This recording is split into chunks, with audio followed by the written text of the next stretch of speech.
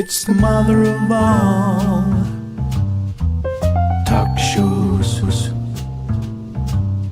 It's the mother of all talk shows. It's the mother of all talk shows. Go get 'em, George.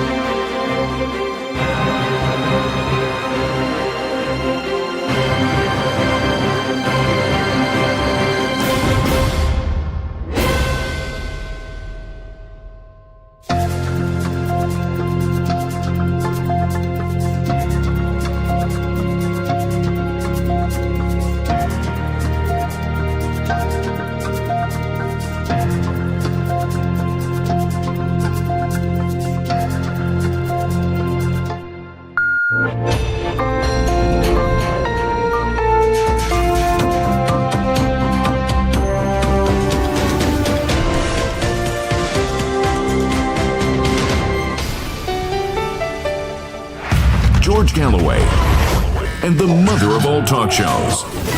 Welcome to the Open University of the Airwaves with George Galloway. Welcome to the mother of all talk shows, coming to you from Moscow with the mighty Moscow River frozen again behind me. It thawed for a couple of days, but winter is right back with a vengeance. It is at least 10 degrees below zero. But I am fighting fit and red hot because we've got a show for you tonight with not one legend, but two legends. Chay Bowes from Moscow and the legendary Jimmy Dore coming from the United States of America. Prison food can no doubt put pounds on you, but it's never been known to change the length and shape of your nose or the distance between your eyes. So if that was Austin Powers rather than Ghislaine Maxwell, who appeared before the Congressional Committee this week, where is the real Ghislaine Maxwell? And is she with potentially the still alive Jeffrey Epstein? All that and much more coming up on the mother of all talk shows. Stay tuned. Curious about our curriculum? Have something to say? Then call us now to join the debate on the mother of all talk shows. The only education you can get for free.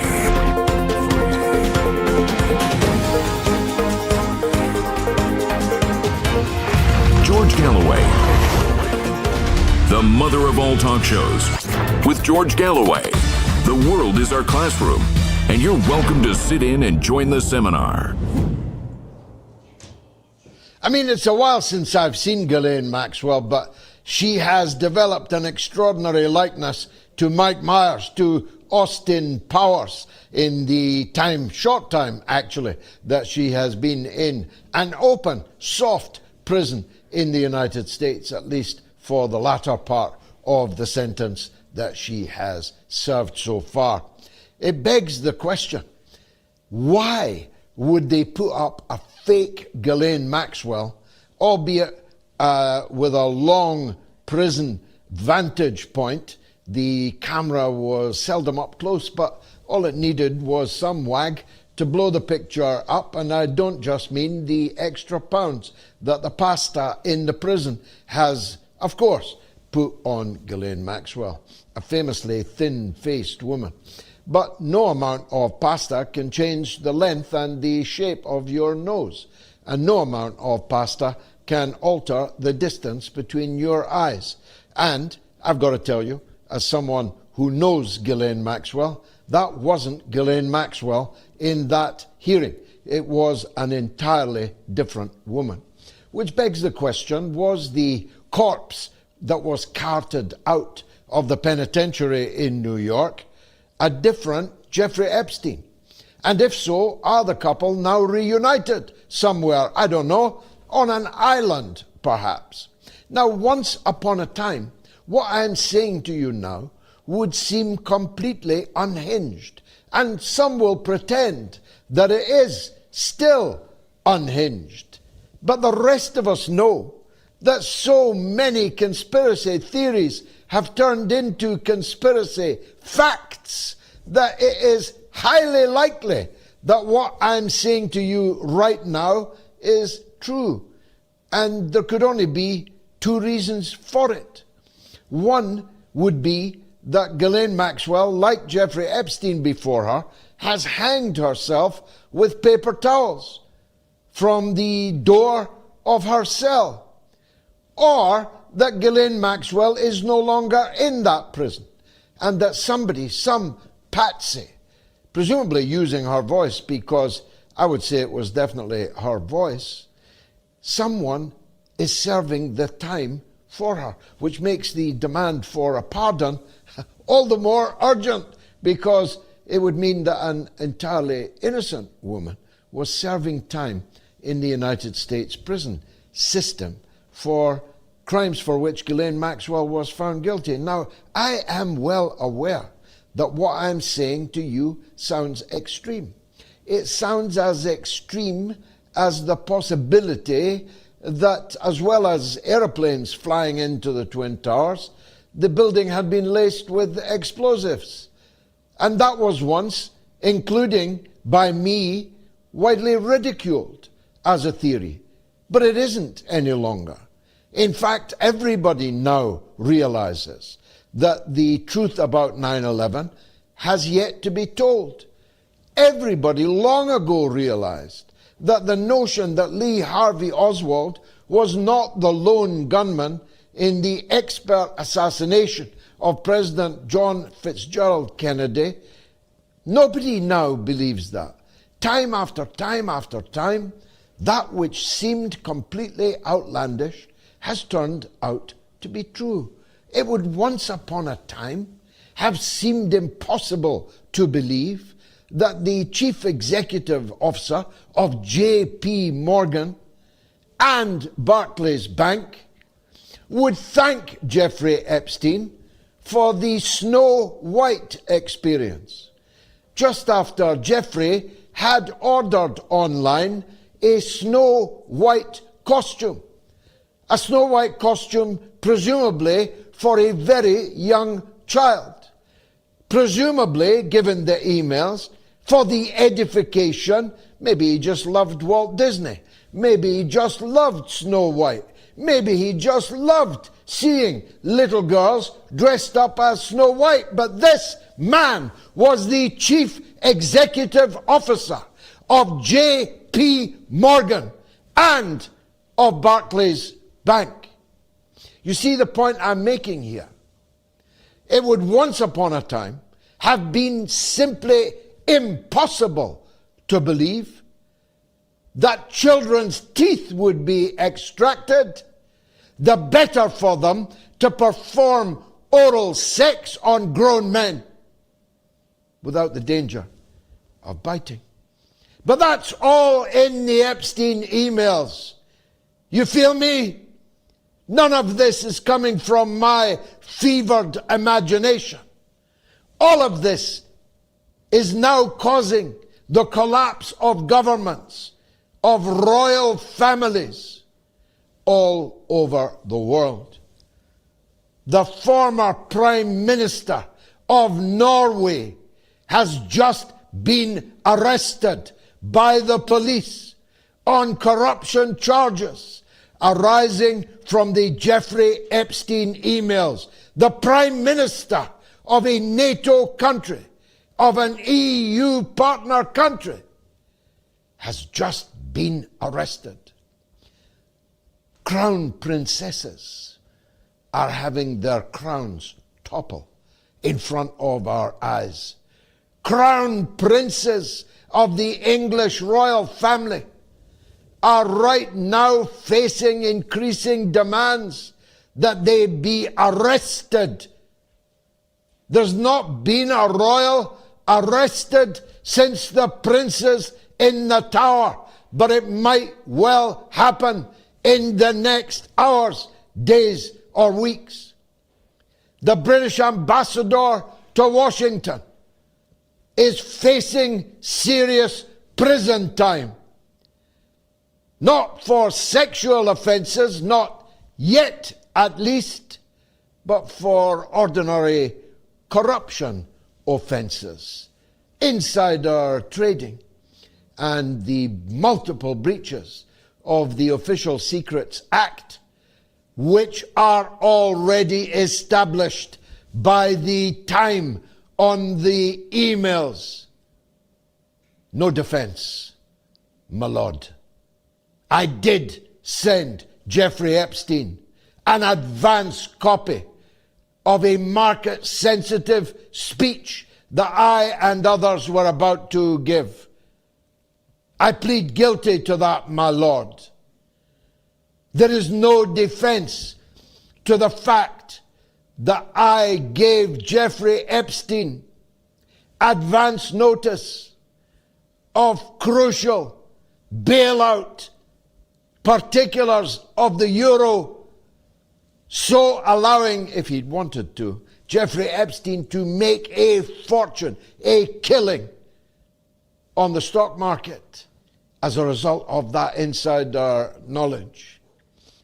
Peter Mandelson, former Deputy Prime Minister of Britain, stands accused of seeking to buy a £2 million apartment in Rio de Janeiro through a Cayman Islands company which he has no recollection of, he told the Financial Times, which 5 days later produced the documents signed by Peter Mandelson, arranging the purchase, the funding from the Cayman Islands for the purchase of a £2 million apartment. Must have been some apartment. Must have been looking out over the Copacabana.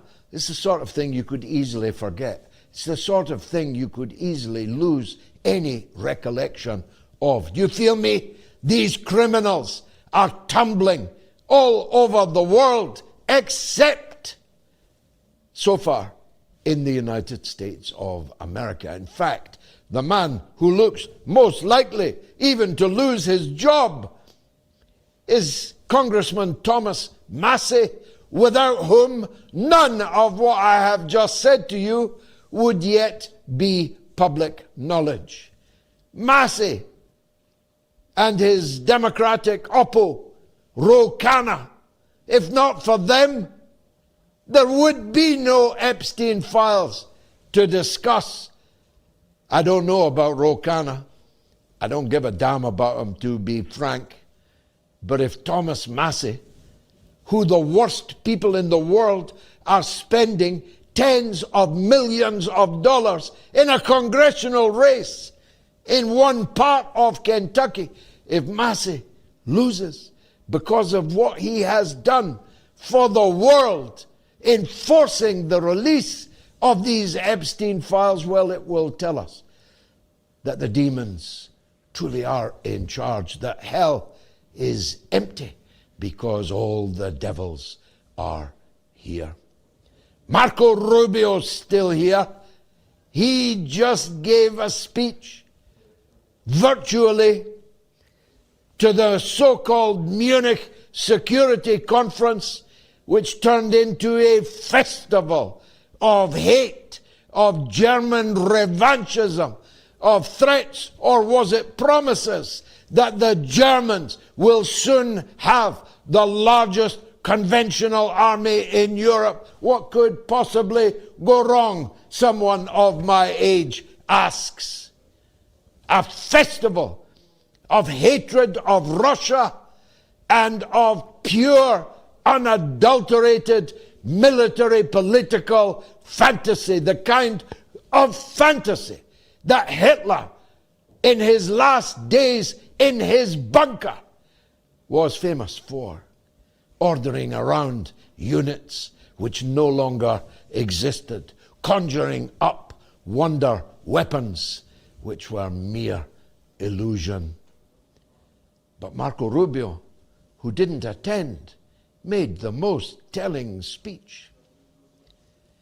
I could adumbrate 20 or 30 of the sinister points that he made, but Chay Bowes, my good friend, the Irish political scientist and legend, will no doubt do so at more length. But let me just say this.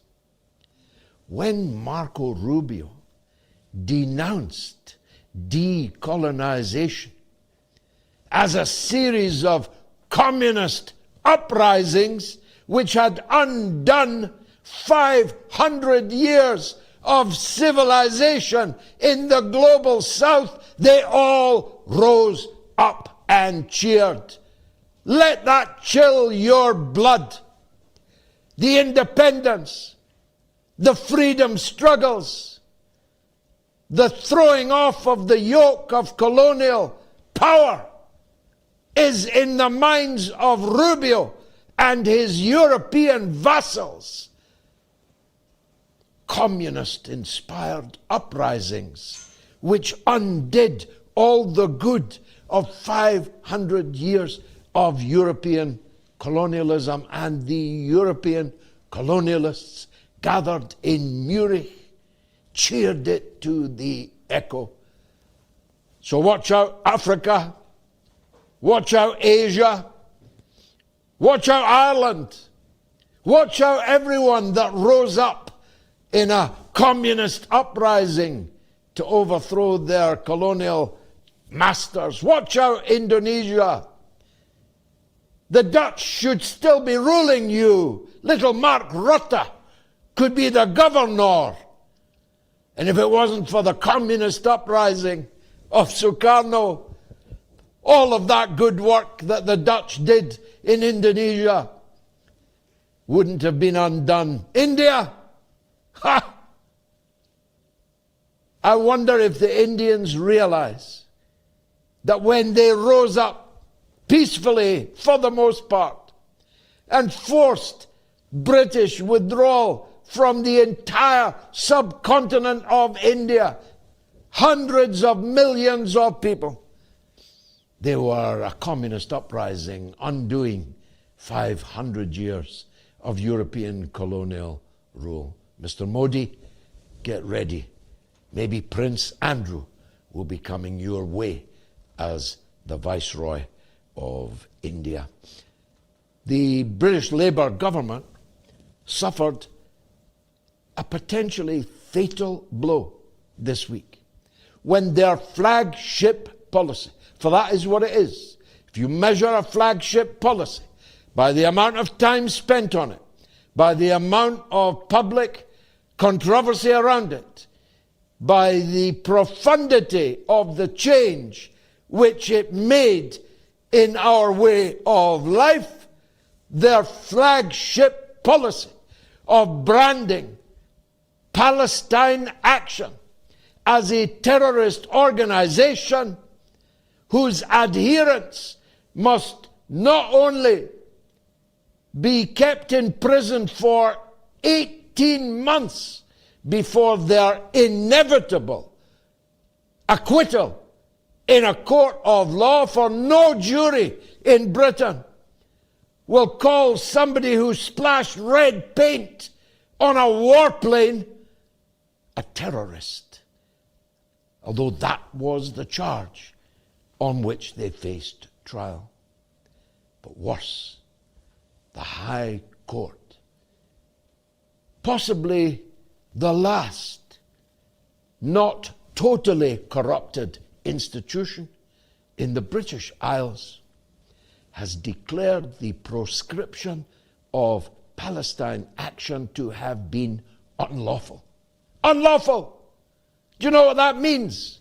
It means that 3,000 people, most of them old people, people in wheelchairs, blind people, 93-year-old people, were shanghaied by the British police unlawfully, were dragged off in handcuffs unlawfully, were locked up in prison unlawfully, were charged with terrorism unlawfully, and will all now have to be released, have to be cleared, have to be compensated. 3,000 people will have to be compensated because they were charged unlawfully as a result of a decision made by a Home Secretary who is now the Foreign Secretary, Yvette Cooper, who lied to Parliament, who lied to the public, who lied to the press, and who lied to the court, that these civil disobedience, tree-hugging, vegetarian and vegan peaceniks were actually terrorists bent upon violence. And yes, bent upon terrorism.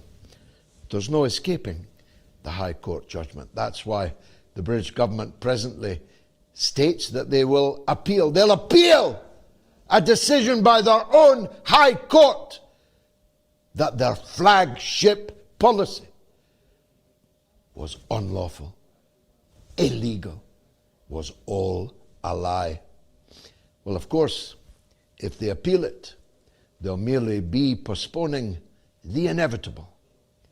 This government is going down. Keir Starmer is going down, and before the end of February. Mark my words. It's the mother of all talk shows. The great Chay Bowes is up right after this short break, because it's the mother of all talk shows.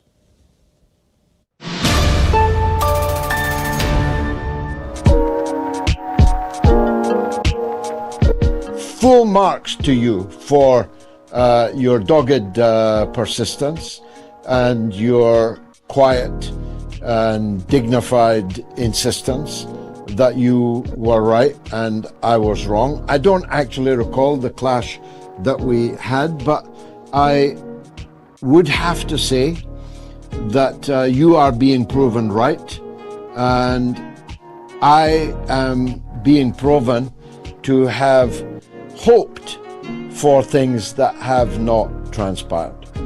Because I said all along, I repeated it 100 times, that the big enchilada, World War III, an intensification of American involvement in the Ukraine war was more likely to happen under the Democrats, under President Kamala Harris, than under a renewed President Trump. And I'll go to the stake defending that position.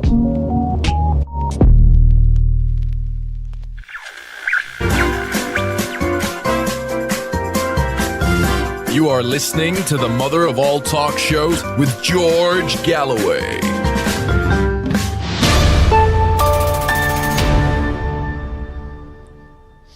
Nearly 30,000 people have voted on tonight's poll, and I'm only now announcing it. Are the Epstein Files being edited to protect Trump? Duh. Do bears do it in the woods? Is the Pope a Catholic? Well, that one is a little bit more problematic. Are the Epstein Files being edited to protect Trump? Yes or No. You can vote on my Telegram channel, t.me/George Galloway, or on my X, or on the YouTube community poll, or on the YouTube stream. If you're watching on the YouTube stream, please, please, please subscribe to my channel. I've got to get to 1 million. There are algorithmic gains to be made if I've got 1 million subscribers. And if you like, you can vote on my patreon.com/George Galloway. That's the creme de la creme, the advance guard of the supporters of this show. There's a ballot box there too. So, if you want to call the show, it's toll free in the United States and Canada. +1 844 944 3344. It's free of charge in Britain and Ireland. 08081 965522, and the worldwide number is 0044203 966 2625.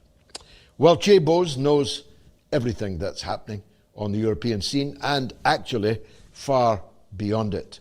But I want to focus his mind right now in the beer hall antics of the Munich Peace and Security Forum, where there was not much peace to be found and no prospect of security. At least that's how it looked to me. Let's see how Chay Bowes, master of the political arts, saw it. Chay, welcome back, legend. Great to be in the same city as you, albeit we only briefly. Tell me, did you view the Munich Security Conference with the horror that I did? Yeah, there's almost too many sort of paradoxes and almost comedic similarities with what's happening now in Germany. You could paraphrase it all with are we really looking at third time lucky, as you alluded to? I mean, it's quite remarkable. Whereas the Munich Security Conference used to be a place where dissenting voices could occasionally debate each other. Take Vladimir Putin's landmark speech there in 2007, I think it was, George, where he really prophetically laid out the reality of what was going to happen on the European continent, and further, if US hegemony and this aggressive machine wasn't checked in some way, if multipolarity wasn't seen as a natural progression to a more just world, many, many things. I mean, people our viewers should check it out, his speech in 2007. Interestingly, during that speech, some of these neocon idols people, will be very, very familiar with, sat in the crowd. John McCain laughing at President Putin as he pointed out the reality of what was going to happen in Europe, and much of it has come to pass. Unchecked NATO expansion, the aggressive positioning of the European Union as a sort of an authoritarian, unipolar power in the region. And we've heard all of this stuff confirmed. We've heard Kaya Kallas, this exquisitely stupid woman, in the gaps between her making an absolute fool of herself and embarrassing herself and Europe in the process, actually saying some things. And one of the things she said was that she believes Europe is a superpower. Now, it's a superpower that would run out of fuel within 3 months, according to one of the senior officials in Rheinmetall, one of Germany's biggest arms manufacturers. It's a country that would last a month at war, according to the British defense chief. It's a country that it's an entity that would be completely dismantled and dismembered very rapidly if it was foolish enough to push for this almost inevitable desired conflict with Russia, which we've seen at the conference. And I think what's most important and most worrying has been how any sort of angle of debate has been completely dispelled and pushed out to the margins. It became basically a fundraising roadshow for this really increasingly authoritarian dictatorship in Ukraine. More and more people dragged from the streets, more and more dying, more and more corruption. We had a very senior energy official pulled from a train. I'm told he was in disguise trying to escape Ukraine. A friend of Mr. Mindich, who ended up in Israel walking on a beach. after stealing $100 million dollars from the Ukrainian people. We've people living in tents inside their apartments in Kiev. We've groups of people on the streets of Odessa in active combat against the recruiters who are trying to abduct increasing numbers of men for the front. Despite all of this pseudo-religious devotion to this golden cow, Mr. Zelensky, this incredibly corrupt ex-actor, who again took to the stage, acted appropriately, did as he was told, spewed out his Russophobic bile. We had the Danish leader, this remarkable call for long-range strikes into Russia. All the Russians understand, these subhumans, these Untermenschen, all they understand is violence. You have to crush them. Let's bomb Moscow. Let's send them more weapons. Lindsey Graham giving, his usual bloodthirsty sort of,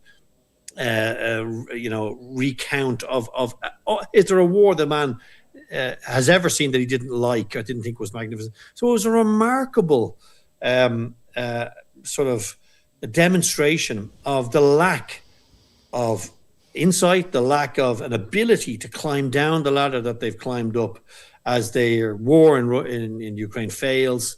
It seems the only remedy and method of forward motion among the European elites is escalation, George, and it's very scary.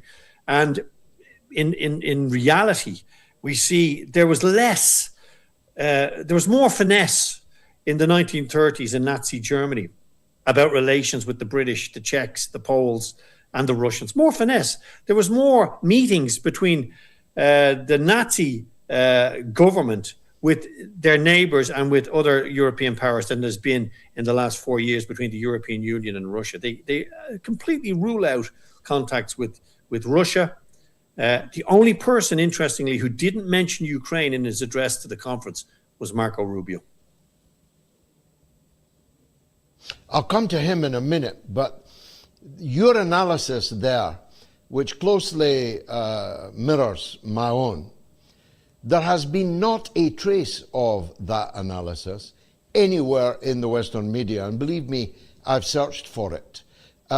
It's like it was a frenzy, if I was being particularly cruel, like a Munich beer hall gathering in the early days of the Austrian painter. It was a frenzy of hate mirrored by supporting claque of Western journalists, not one of whom raised any of the points that you have just made and that I tried to make in my monologue. It's like they're marching us off to war, Chay. Yeah. Well, remember, the media machine in the UK particularly, and remember the UK, as you know, is essentially the central dynamo in this Russophobic war. I think there's some leeway in France, potentially with, historic ties to Russia, the Swiss talking about it, Macron talking about the Spanish. Maybe we should talk to the Russians. Maybe this isn't such a good idea. It's London that is this absolutely religiously devout force for war. Absolutely. We saw Mr. Healy, this really repugnant character, proudly proclaiming days ago that 500,000, £500 million, 500 million pounds sterling was going to be allocated to Ukraine.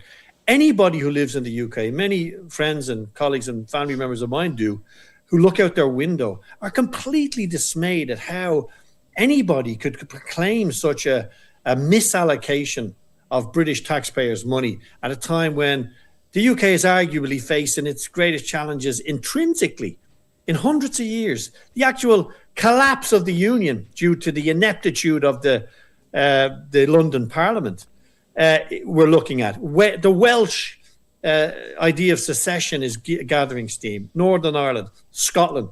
The Union is looking at an almost inevitable collapse now Radical voices are now seizing the initiative everywhere in the UK. And what is the British establishment doing? It's, number one, kicking the doors down of senior, sort of the Prince of Darkness, as he was known, as you will know, Mr. Mandelson, this exceptionally, influential man. We're beginning to learn about how this cabal has governed for itself, exclusively for itself and for themselves. We're beginning to understand that. How people like Ghislaine Maxwell's father, Robert Maxwell, who controlled the British media with an iron fist for so many decades. Nobody mentions that man's name. Nobody mentions the fact that he was a Mossad kingpin. Nobody mentions the fact of his relations to Mandelson. This is all part of a greater plan to dupe the British taxpayer, to control the media, which is absolutely, enthusiastically compliant with their MI5 and MI6 handlers. The BBC, Channel 4, Channel 4 running a long form program this week about our soldiers facing Putin. It's quite remarkable to see the amount of money and effort that's been putting into distracting the British people from the chronic social issues on the streets of the UK with this idea that there's some sort of a Lord of the Rings struggle going on against the evil Russians. It just doesn't make any sense whatsoever, yet the money is still sent. The corruption is ignored. And the idea that the political idea, I believe, and the political decision has been made in London and in Brussels that the only way to regain plausibility about the Ukraine conflict is to push this conflict to the point where there is some kind of reckoning between Russia and NATO militarily. It seems increasingly likely to me, and I've been very much a person who's tried to de-escalate that discussion from here in Russia, because it's not something the Russians want to do. The Russians didn't want this war at all in the first place. But as I look at the situation now, it seems to me that we're dealing with a political elite in Europe, which is, number one, exquisitely corrupt, number two, exquisitely foolish and uneducated about Russia and the whole Eastern continent, the whole global South. They don't want to engage in that. We heard Rubio, as you say, excusing colonialism. Let's forget about, Operation Condor in South America. Let's forget about the 60,000 people that died on that continent, Bolivia. Forget about Pinochet. It's quite remarkable. We really are now experiencing a post-truth reality when it comes to Europe. And as the American rug has been pulled away from the Europeans, this massive umbrella of economic and military power, which they could refer everything to essentially for decision making. Now the Americans have basically said, we are now going to reverse back to the Monroe era 200 years ago. We're going to start imposing our will in our neighborhood. You're going to have to start imposing it here. Something that's very interesting I heard today, the Polish leader suggesting that Poland will now try to attain its own nuclear weapons. It's quite remarkable. The Germans, as you say, determined to create the biggest army on the continent of Europe, bigger than the Turkish army, which is now the second biggest in NATO, which is, of course, ideologically and politically very much detached from the EU, because they've been left in the queue for the EU for nearly 30 years, while Ukraine, we're being told, is going to join next year. It's a remarkable sort of ludicrous attempt to denude the process, which demands so much detail and so much examination of any sort of plausible reality. It's absolutely insane. And what the most dangerous part of it is, I believe, is that the European elites, alongside the bankers and the profiteers in the burgeoning weapons industry in the United States and Europe, they have nothing to lose from a conflict, nothing to lose whatsoever. It won't be them who will perish in a conflict. They won't lose their large pensions and jobs, and they will be the people who will hope that the scale of destruction or the next escalation will be so devastating that their absolute complicity and guilt in creating this scaffold that this conflict could burn on will be forgotten, because The Russians, believe me, if there is a conflict, there won't be it won't be fought with one hand tied behind their back. It's impossible to suggest that. And a lot of this stuff has been long predicted by people like yourself and by people like myself, who said that there is an end game here. But the end game means that the devastation would be so bad from a war on the European continent, which wouldn't necessarily be a nuclear war, that it would very quickly become irrelevant and academic how we got to where we are. If cities in Europe are burning again, if people are dying in their hundreds of thousands, it's quite remarkable that we're even having this conversation tonight, George. It really is really quite shocking. Indeed it is. I knew that Rubio's comments about decolonization would have caught your attention because, of course, your country landed the first blow against the British Empire and successfully threw it off, for which they've never really truthfully forgiven you. But what about if Rubio's statements, which got them all up on their feet cheering, were smoke and mirrors to cover essentially a retreat by the United States from the European continent and from the Ukraine war? As you rightly said, he's the only one who didn't mention Ukraine in his speech. The rest of them couldn't keep the word out of their mouths. And when he said, we're not leaving you, we don't want you to be our vassals, we want you to be our partners, and you'll need to look after, I'm paraphrasing now, but you'll need to look after your neighborhood because we are retreating to look after ours. What about if it was just a kind of Valentine's Day Dear John letter that he was reading? Yeah, well, look, listening to your question, the first thing that sprung to mind was the chaotic withdrawal from Vietnam. Something, I was a very young child at that time. You'll remember it being a man of more senior years, let's say. The older the violin, the sweeter the tune, George. You'll remember that.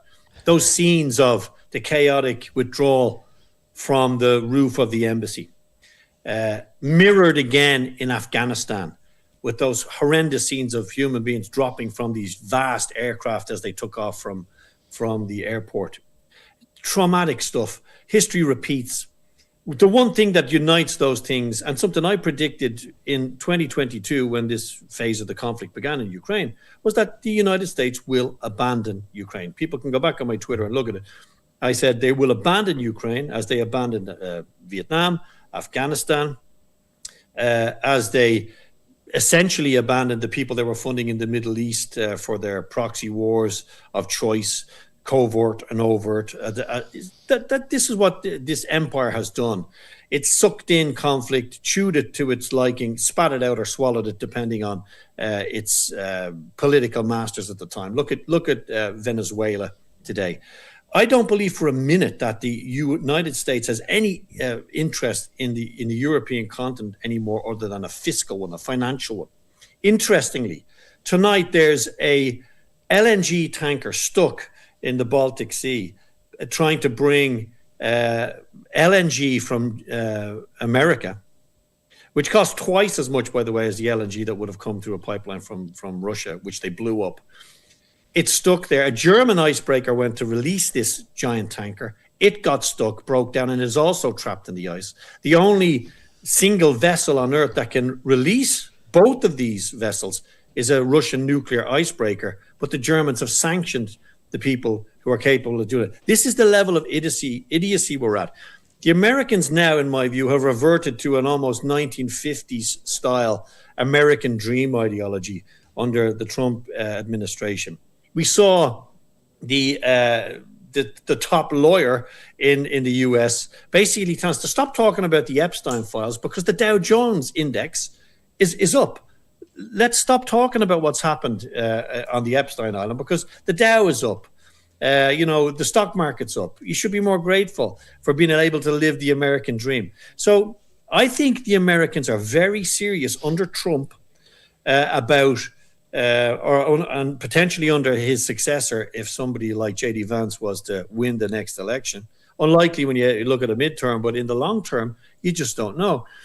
I think they are very serious about repairing financial relationships with Russia. I think people like Kirill Dmitriev, Steve Witkoff are in those roles purely because there is a real reason to repair those relationships, attempting to maybe pull Russia away from the embrace of China. There's a bigger chessboard than Ukraine. But I think for sure there's another reality that you have to remember. Tonight, there are nearly 120,000 troops in Europe of American origin, dozens of bases, attack helicopters, nuclear weapons stationed in Europe. I don't see the Americans withdrawing those troops, no more than they'll withdraw them from Japan or from the Philippines or from their vast network of military bases. I think there's 800 military bases around the world by the Americans. I think they're going to keep that influence, but I think they're definitely now politically at odds with the liberal elites in Europe, the Green Party, as you call them, the tree-hugging elites. They're at odds with that, but they're not at odds with the fact that they have now succeeded to a great extent in keeping the Russians out, the Germans down, and the Americans in, which was the rationale for the entire Marshall Plan. It all makes sense now when you look back at how America rebuilt Germany in its own image in many respects. And now, after the Nord Stream being destroyed and that arterial supply of clean, cheap Russian energy being cut by mysterious forces, 4 Ukrainians in their underwear with some sandwiches from Tesco and, a bottle of vodka decided to slide down a rope to the bottom of the sea. I mean, it's ludicrous, insanity. But now that it's happened, America holds its foot on the neck of Europe economically, and they're not going to let that go. And the more they detach themselves politically from Europe, the more chaos there will be inside Europe, and the more that dependence will grow. It's funny you mentioned Tesco. It's just been revealed today that 50%, half of Tesco's employees are in receipt of universal credit, public benefits, because their living standards are so low, their wages are so poor, even though Tesco's profits are simultaneously up to £3 billion in the last year. But finally, Chay, you rightly lampooned the garden gnome. For that, I've, of course, stood next to him many a time. I mean, he makes Rishi Sunak look tall. The garden gnome, the dwarf, John Healey, the great war leader of Great Britain. You rightly lampooned him. But what can I say about the Irish Prime Minister, who's the Prime Minister of a neutral country, a non-NATO country, who's just threatened to board Russian ships? With whose army is he going to do that?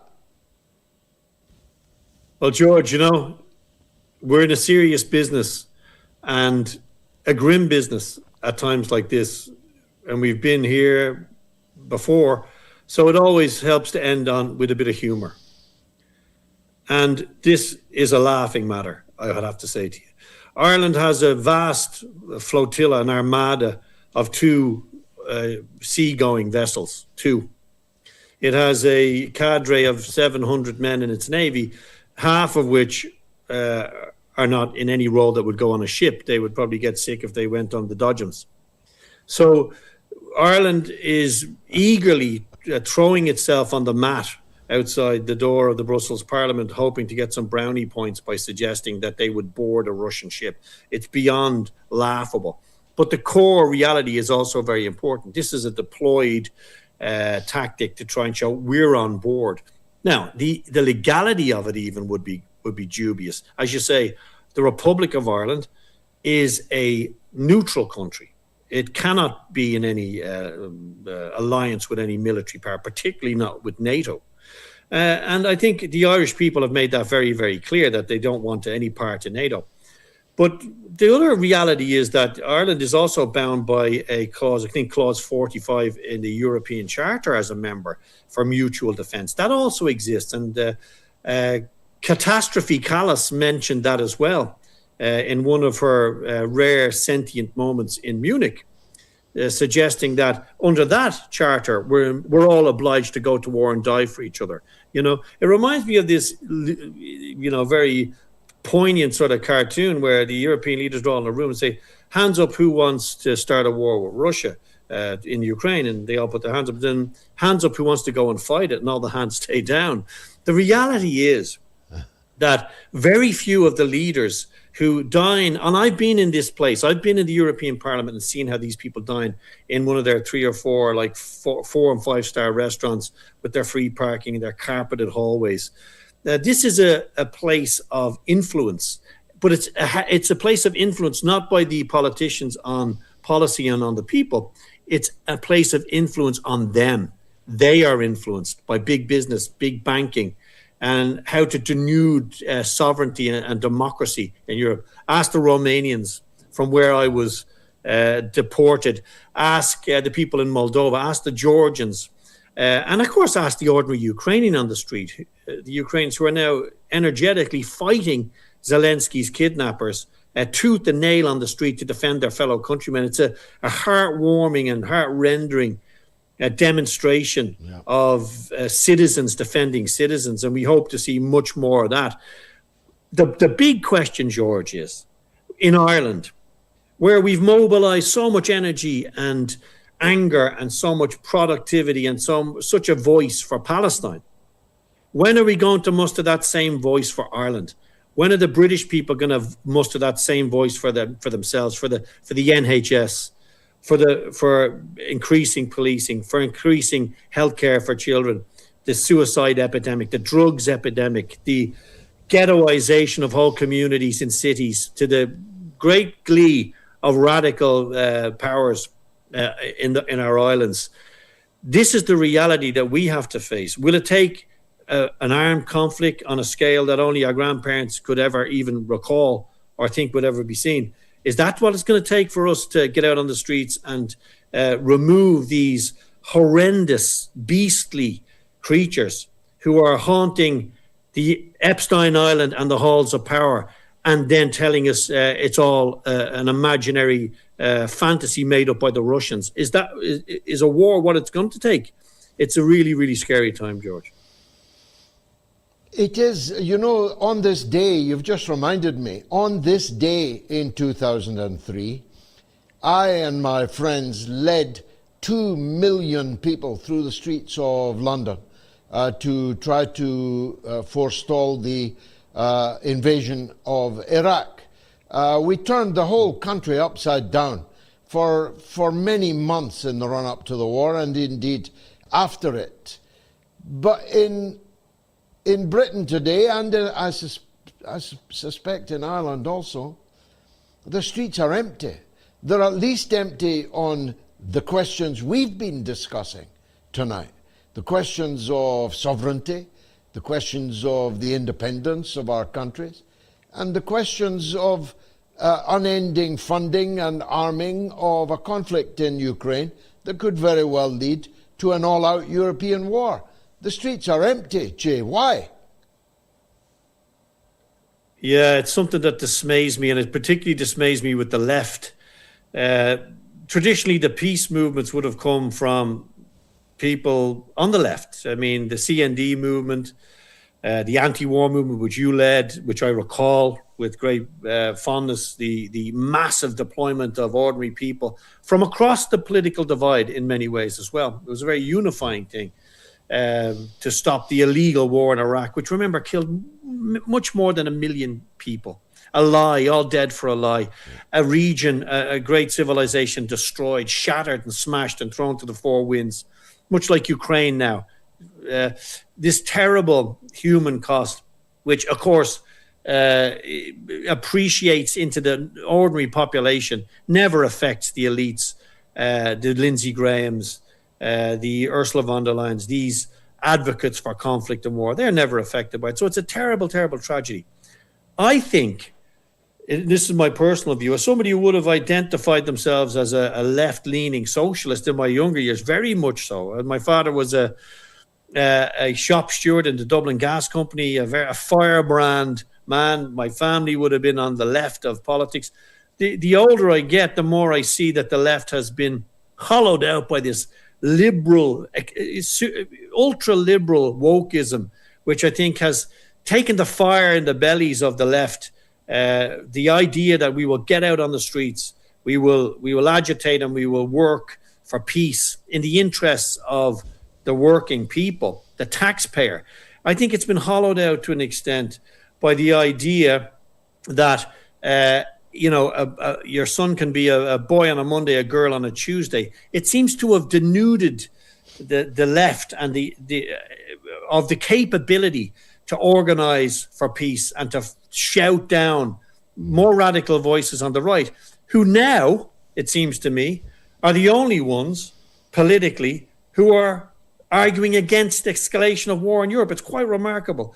Alice Weidel, Viktor Orban, these are the people talking about ending this conflict, stopping the funding of this endless war. And on the left, you've got people like Robert Fico who are agreeing with them. So there is hope of a unified movement. But you can count on one hand the political voices of reason right now in Europe.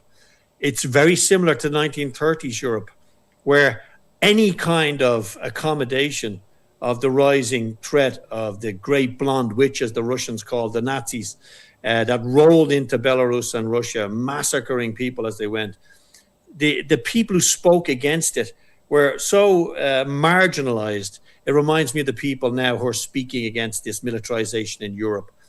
People like yourself, like myself in a smaller capacity, and others who, again, you can probably name on one hand, George, people from our islands who are openly fighting and working to tell the people of those islands what's really happening and what the elites who will profit from a war are doing to ensure that war occurs, to distract from their gross serial political incompetence at home. Chay Bowes, you never disappoint. Many thanks. Hope to catch up with you before we go. And Chay Bowes, political commentator based in Moscow these days and worth following on every medium, on YouTube, on Twitter, everywhere you can find Chay Bowes. And you can thank me later. Let me take a quick break. Your calls are backing up.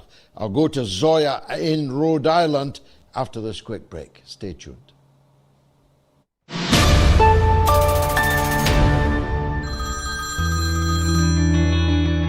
Go ahead, John.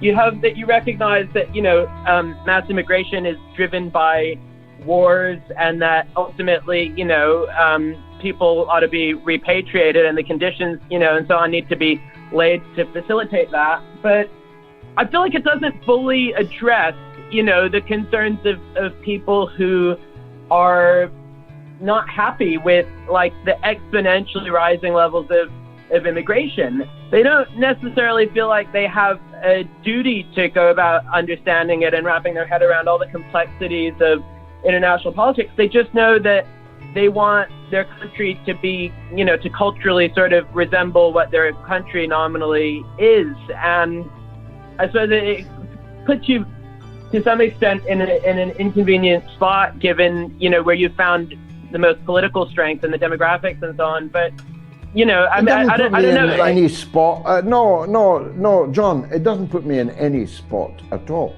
And even if it did, you think I would change my answer because it put me in a spot? I say things because I believe that they are right. The issue of immigration and the issue of refugees are not the same thing. And neither of them is the same thing as color, or race, or ethnicity. These are all different things. I was born and grew up before there was mass immigration, and Britain was lousy. It was lousy. All these culture wars have always raged. You just know about them more now. Now, I'm against mass immigration. Nothing to do with color or race, ethnicity or culture. It's about economics.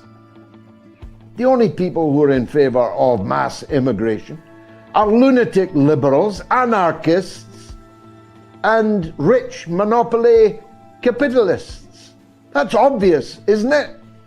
So I'm against mass immigration because in a capitalist society, that can only worsen the terms and conditions of my members, of the working class that I try to represent and champion.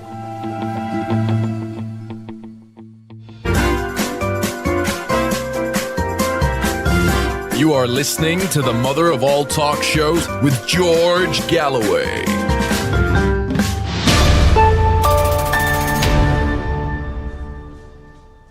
Are the Epstein Files being edited to protect Trump? Well, it's going very big and bigly, Donald. It's bigly a yes so far.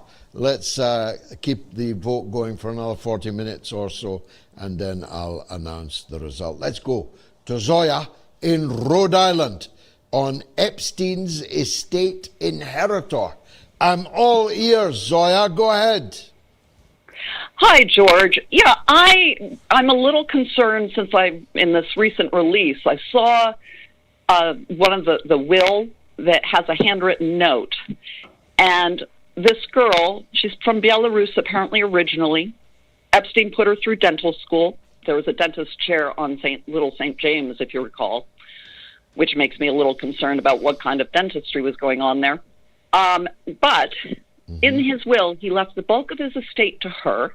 And there's a handwritten note about how he was giving her this ring that was in the will ahead of his death in contemplation of marriage. Now, let's face it, he was not the marrying kind. And he gave the bulk of his estate to this young woman who was visiting him while he was in prison and gives her a ring. I think that ring is some kind of symbol of succession. And I'm concerned about what is that woman up to now? She is still around. She's posting on X. You know, I'm kind of thinking, I'm not so sure that the network is gone. Who is in charge of his network? I'm sure it hasn't gone, Zoya.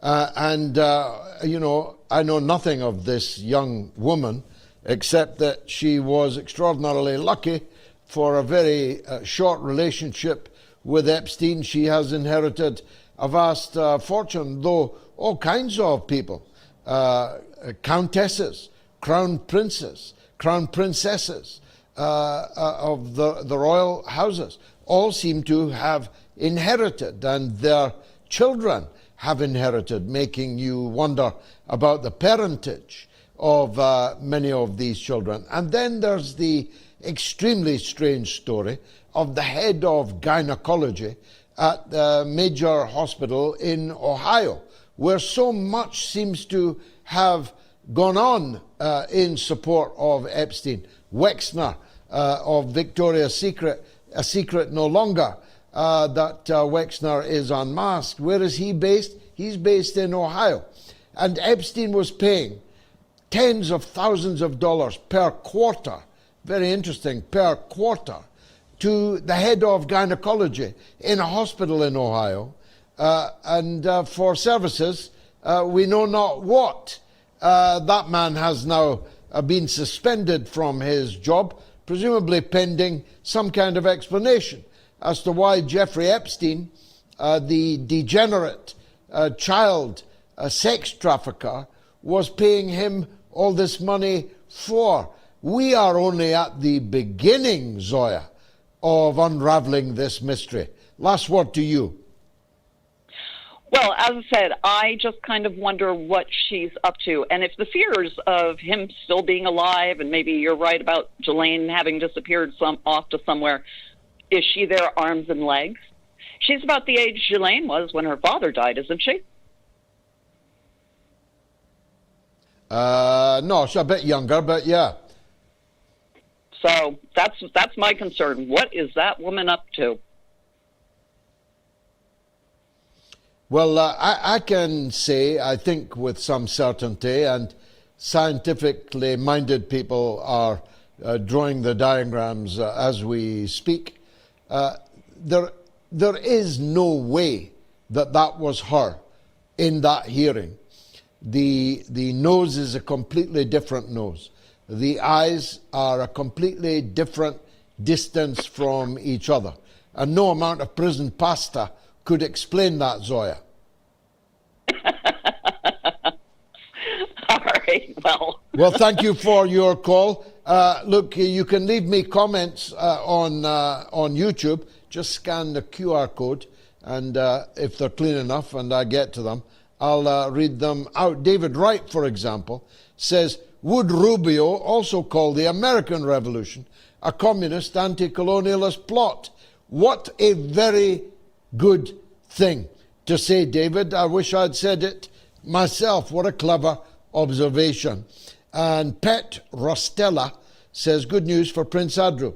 Perhaps he can stage a comeback as viceroy of one of these newly colonized countries. Mega John F1 says even the Irish Defence Minister now wants to stop Russian tankers.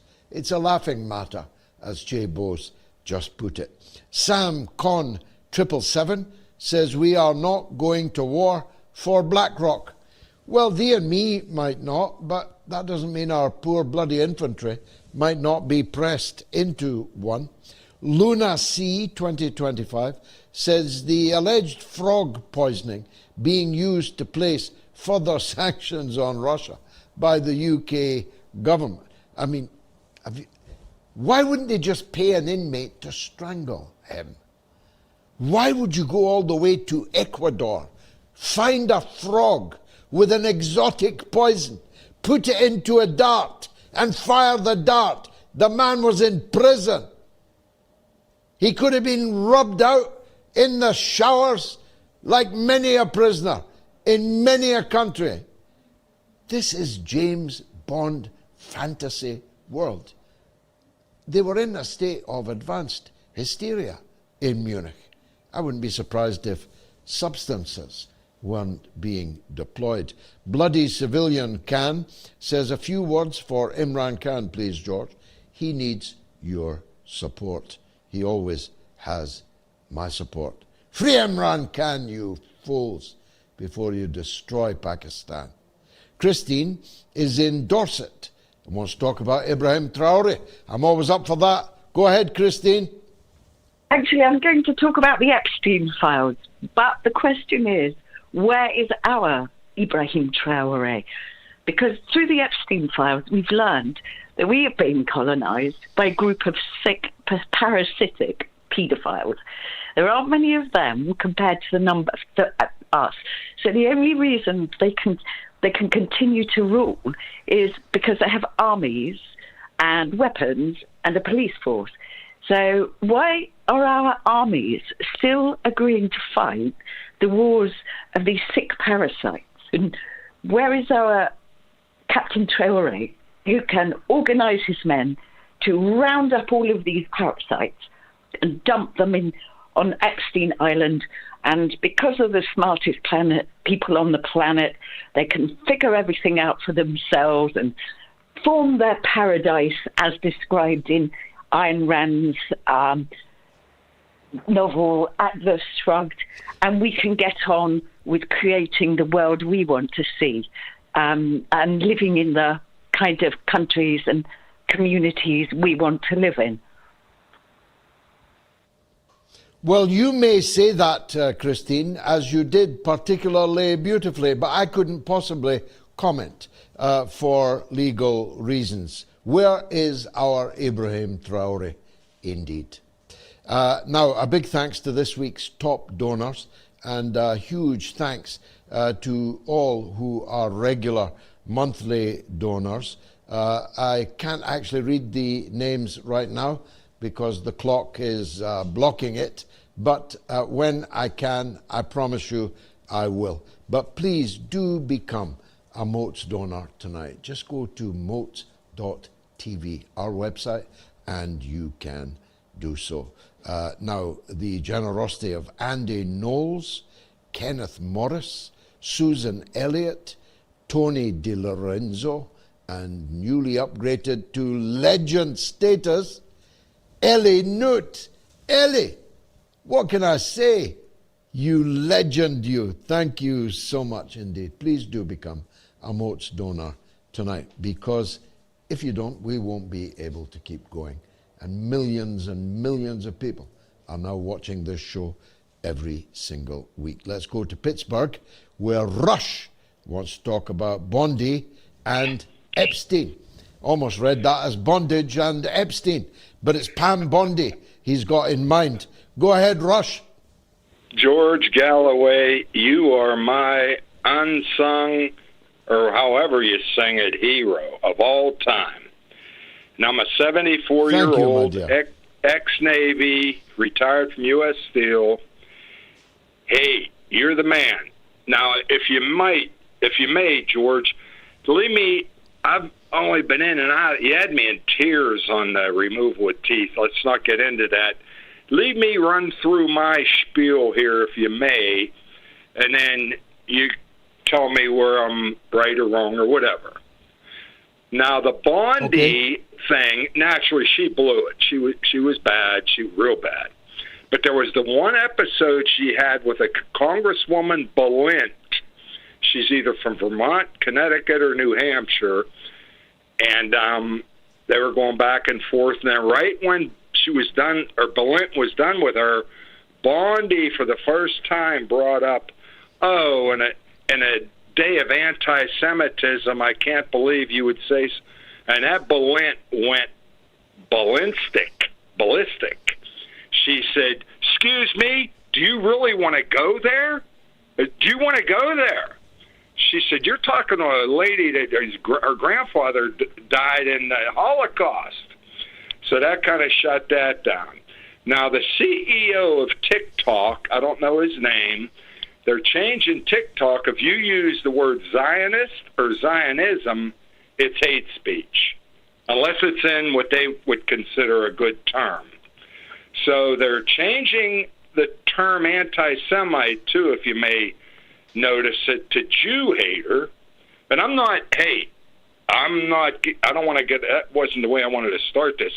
Now, Piers Morgan, I know you're not a fan. I can't stand the guy. He had Dershowitz, and Bassam Youssef, he's some comedian or something, on the other night. And Morgan, Piers, hey, I never watched him, don't get me wrong. In fact, I didn't even hit the like button. So, but they went at it pretty good. That Bassam Youssef, he had Dershowitz squirming in his seat. Now, there's another podcast here, The Young Turks. I don't know if you heard of it.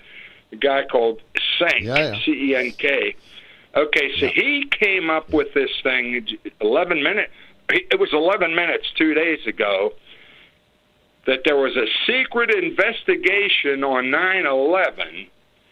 Ed Epstein sent Ghislaine Maxwell an email asking if she'd want to participate, and it was 1 week after 9/11. 1 week later. I don't know if you knew about that. Yeah. Now, Bibi and Trump, there was no press conference after Bibi was here 3 days ago to give Trump his marching orders. No press conference afterwards, which was kind of strange. And I don't know if you realize it, but Bibi Netanyahu, he used to live with the Kushners, Jared Kushner's family back in the day. In fact, Jared gave up his bed for Bibi. Did you know that? I did. Okay, George. Yeah, I know. You know every. Okay, and here. Okay, now here's one I'm just going to throw in here because I beat around the bush, George. Too many drugs, I guess, in the younger day. But why the only thing that, now I don't feel sorry for him, but the only picture they show is Andrew. There's something wrong with that. Show them all. It's kind of like, that Andrew. Yeah, and I'm not defending Andrew. Show them all.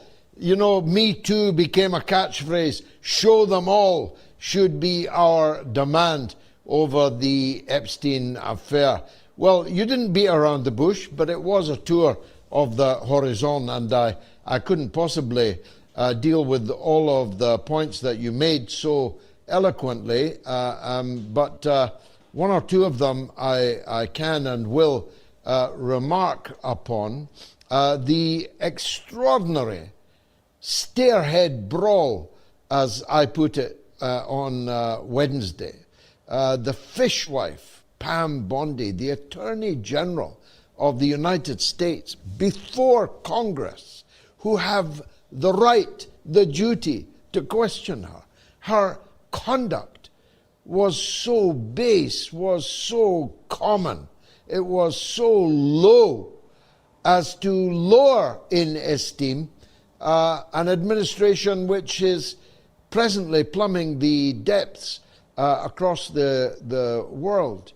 But when she called a woman a Nazi whose grandfather had died in a concentration camp, it showed the extent to which all of the discussion around these issues has taken leave of any normal senses.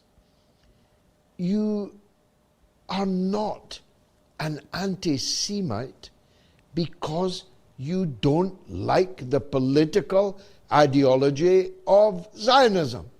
You don't hate Jews because you hate Netanyahu. That would be like saying you hate Americans if you hate Trump or if you hated Biden. It would be exactly the same as saying that you hate Muslims because you hate the country of Saudi Arabia. This madness has to stop. I am a few hundred meters away from one of the greatest humans who ever lived, who has a statue here as tall as a house. His name was Karl Marx, once revered by billions, now still respected and revered by some of us. He was a Jew, yet we're accused of being anti-Semitic. I have every record in triplicate that Bob Dylan ever made, on CD, on tape, and on vinyl. I have seen him in concert 50 times. Bob Dylan's not his real name, it's Robert Zimmerman. Maybe you'll get my point. Rush in Pittsburgh. Thank you very much indeed. Now, the podcast news is this. You must download the Moats podcast. You can do it right now on the corner of the screen, because this week we are charting in the top 20 for politics in Hong Kong, Egypt, Qatar, the UAE and Ghana. We're in the top 40 for politics in Malaysia, Morocco and South Africa. Now, all these people can't be wrong. They're putting us in the charts because they find the potted edition of the Mother of All Talkshows, the podcast, a very helpful tool indeed. I'm asking you, please, you can download it now. I want to go to Richard in Durham in England on Epstein. We are the global university of the airwaves, as you already can tell. Richard in Durham, welcome. Good evening, George. Health and strength to you and all of your family and team. What a great project you're doing. I just wanted to raise an issue. It relates to the Epstein issue. I recently watched a critique of a photograph of Epstein. The photograph showed a close-up of Epstein's face, apparently after his death, laid on a slab. Sorry for the dark subject. And it was critiqued by a third party. She was a mortician. Sorry, she is a mortician. And she said that from the photograph that was taken, she wasn't convinced that was a photograph of a deceased person, and she went into a lot of technical detail of why. And it kind of relates to a poll that you had a couple of weeks ago. Is Epstein alive, dead, blah, blah, blah, blah. I just wanted to raise that. Yeah. Well, you have done, and very well.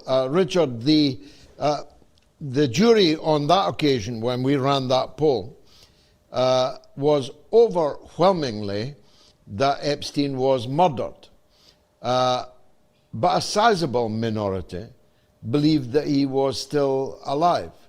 Virtually nobody considered that he had committed suicide by paper towel in a maximum security cell in one of the most important penitentiaries in New York, the one in which Nicolas Maduro and his good wife are currently incarcerated.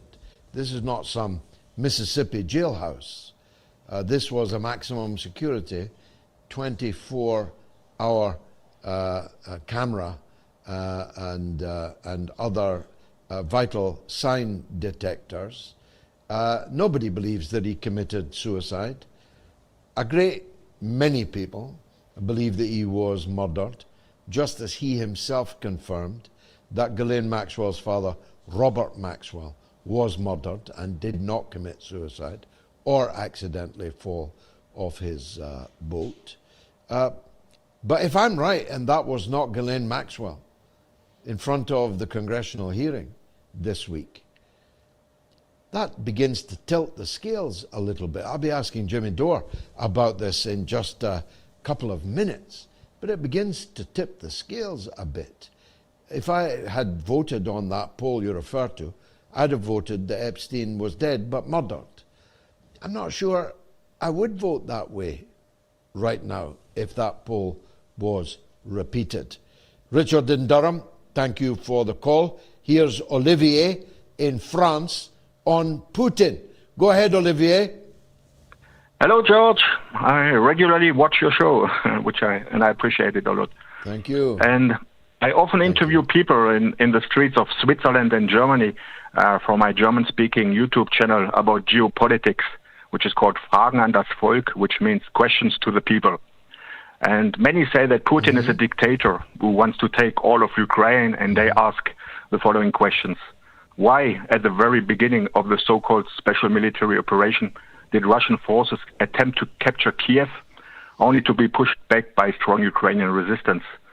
And the next question is, why did he kill so many innocent civilians, even though many Russians and Ukrainians consider themselves brotherly people? And finally, and why did Putin fight a bloody war, killing so many in Chechnya, to prevent it from becoming independent? What would be the best answers to them? What would you say? Yeah, right. That's called concern trolling, Olivier. Well, I can deal with them in very short order. Your analysis of what happened at the gates of Kiev is simple balderdash. There was no effort to capture Kiev. Neither were the Russian forces fought off by spirited resistance. They were withdrawn by the Russian government to facilitate the peace talks in Istanbul, which Boris Johnson then wrecked after an agreement had been initialed. Secondly, as to civilian casualties in the Ukraine war, as any observer with any military experience would quickly tell you, The civilian deaths in the special military operation have been extremely minimal compared to any comparable conflict. Any. The Russians could have turned Kiev into Gaza. They could have turned Kharkov into Gaza. They could have turned Odessa into Gaza. They could have killed millions of Ukrainian civilians. And if Russia had been led by Benjamin Netanyahu, that is precisely what they would have done, but they haven't done. Life in Kiev is happy and gay for the people who've got money, which is, by and large, everybody connected to the corrupt government in Kiev. They are disco dancing right now in the center of Kiev. An unending procession of Western politicians travel by train to Kiev. If Russia were the power you are describing them as, then not only would these politicians not be there, these nightclubs not be open, but the railway wouldn't be there. The railway line would have been destroyed. Frankly, if I was in charge of Russia, it would have been the first thing that was destroyed. And then none of these politicians and actors and personalities would ever have been seen in Kiev because they wouldn't have been able to get in. As to your characterization of the war in Chechnya, are you a big supporter of Al-Qaeda, Olivier? That's my first question. Because the fight in Chechnya was not against independence. It was against, before anyone knew their name, the Al-Qaeda and ISIS insurrection in the middle of Russia. That's what the fight was about. And the Chechen people have shown every day since their loyalty to the Russian Federation. Who is the cutting edge of the Russian armed forces in Ukraine now? Who carries the heaviest burdens? Who performs the most heroic military maneuvers, operations? Who? It's the Chechens. The Chechens are the jewel in the crown of the army of the Russian Federation. So the Chechen people overwhelmingly support the Russian state and Chechnya's part in it, and they overwhelmingly reject the fanatic fundamentalism of the Al-Qaeda and ISIS types. Although perhaps you support them. I'll have to check out your YouTube performances on that. Perhaps you're amongst those in Germany who harbor the very Islamists who now are in power in Syria, who strengthened and funded and helped to arm those fanatics. I'm against fanatics.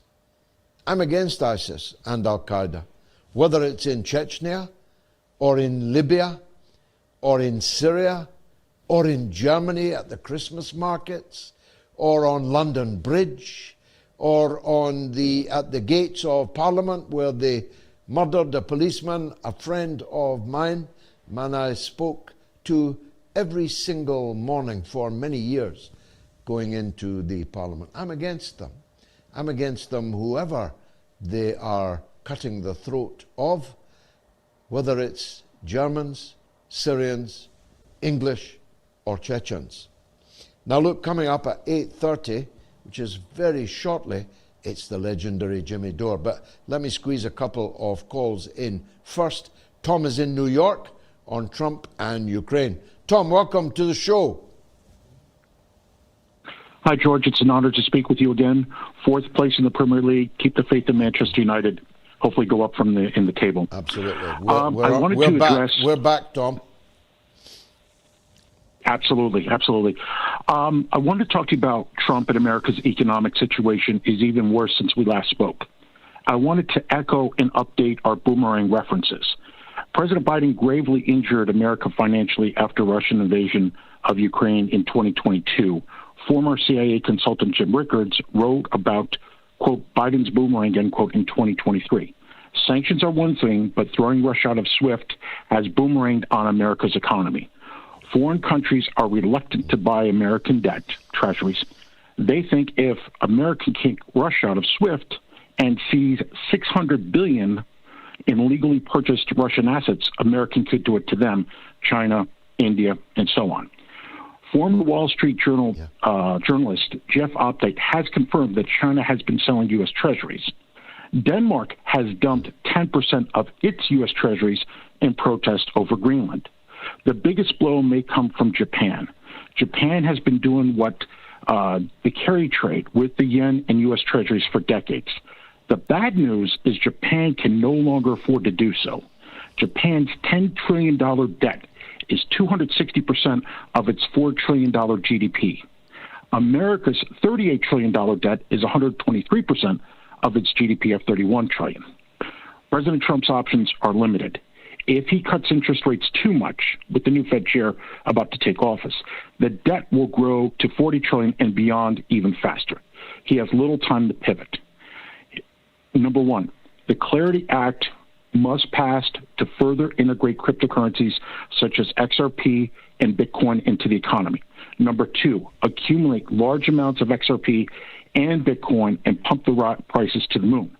Number three, use XRP, Bitcoin, and possibly gold as reserves for a more substantial backup instead of relying on the, quote, good faith and credit, end quote, of the U.S. government.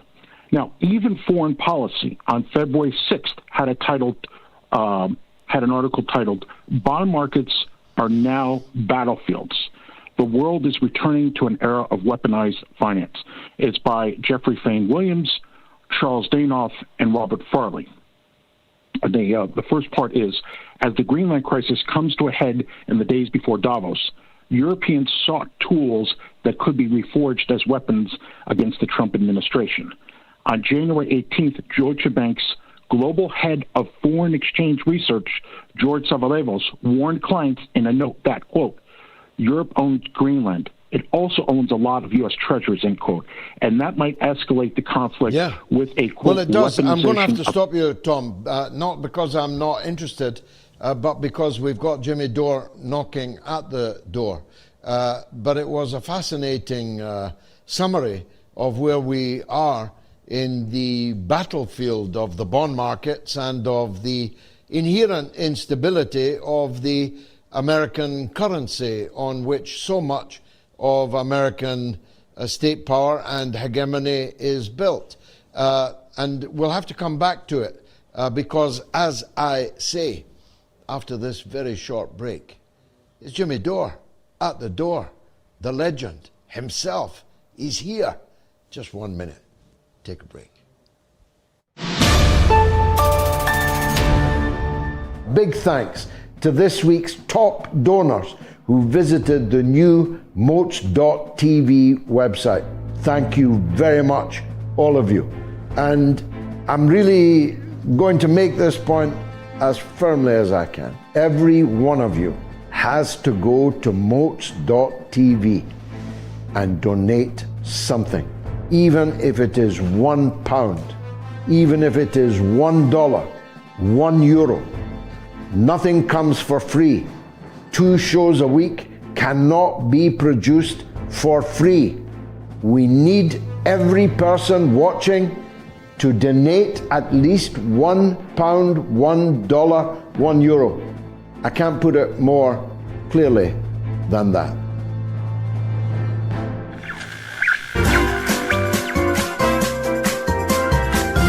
You are listening to the Mother of All Talk Shows with George Galloway.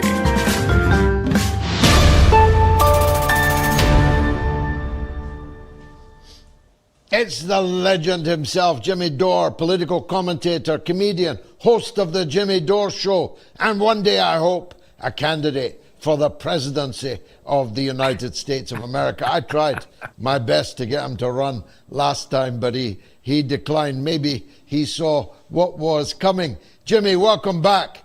after too long to the show. Let me get straight into it, given the hour.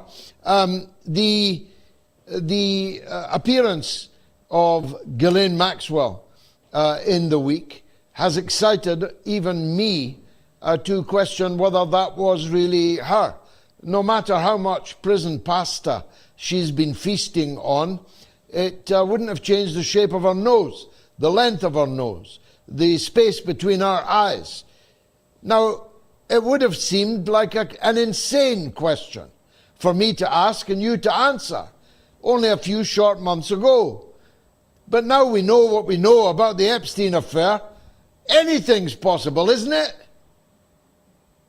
100% anything's possible, including Jeffrey Epstein is still alive, is very much possible. In fact, it seems probable that he's alive. As my co-host Kurt Metzger says, if Jeffrey Epstein's dead, that means he worked for the Mossad. But if he's alive, that means the Mossad worked for him and he worked for the Rothschilds, which we know, he got appointed to the Trilateral Commission when he was like 29 years old. And we all know that he's of mediocre mind.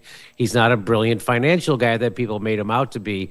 And the picture, so we now know also that there was I think it was a Reddit post, and the Reddit post is tied directly back to a guard at the prison where Epstein was being held.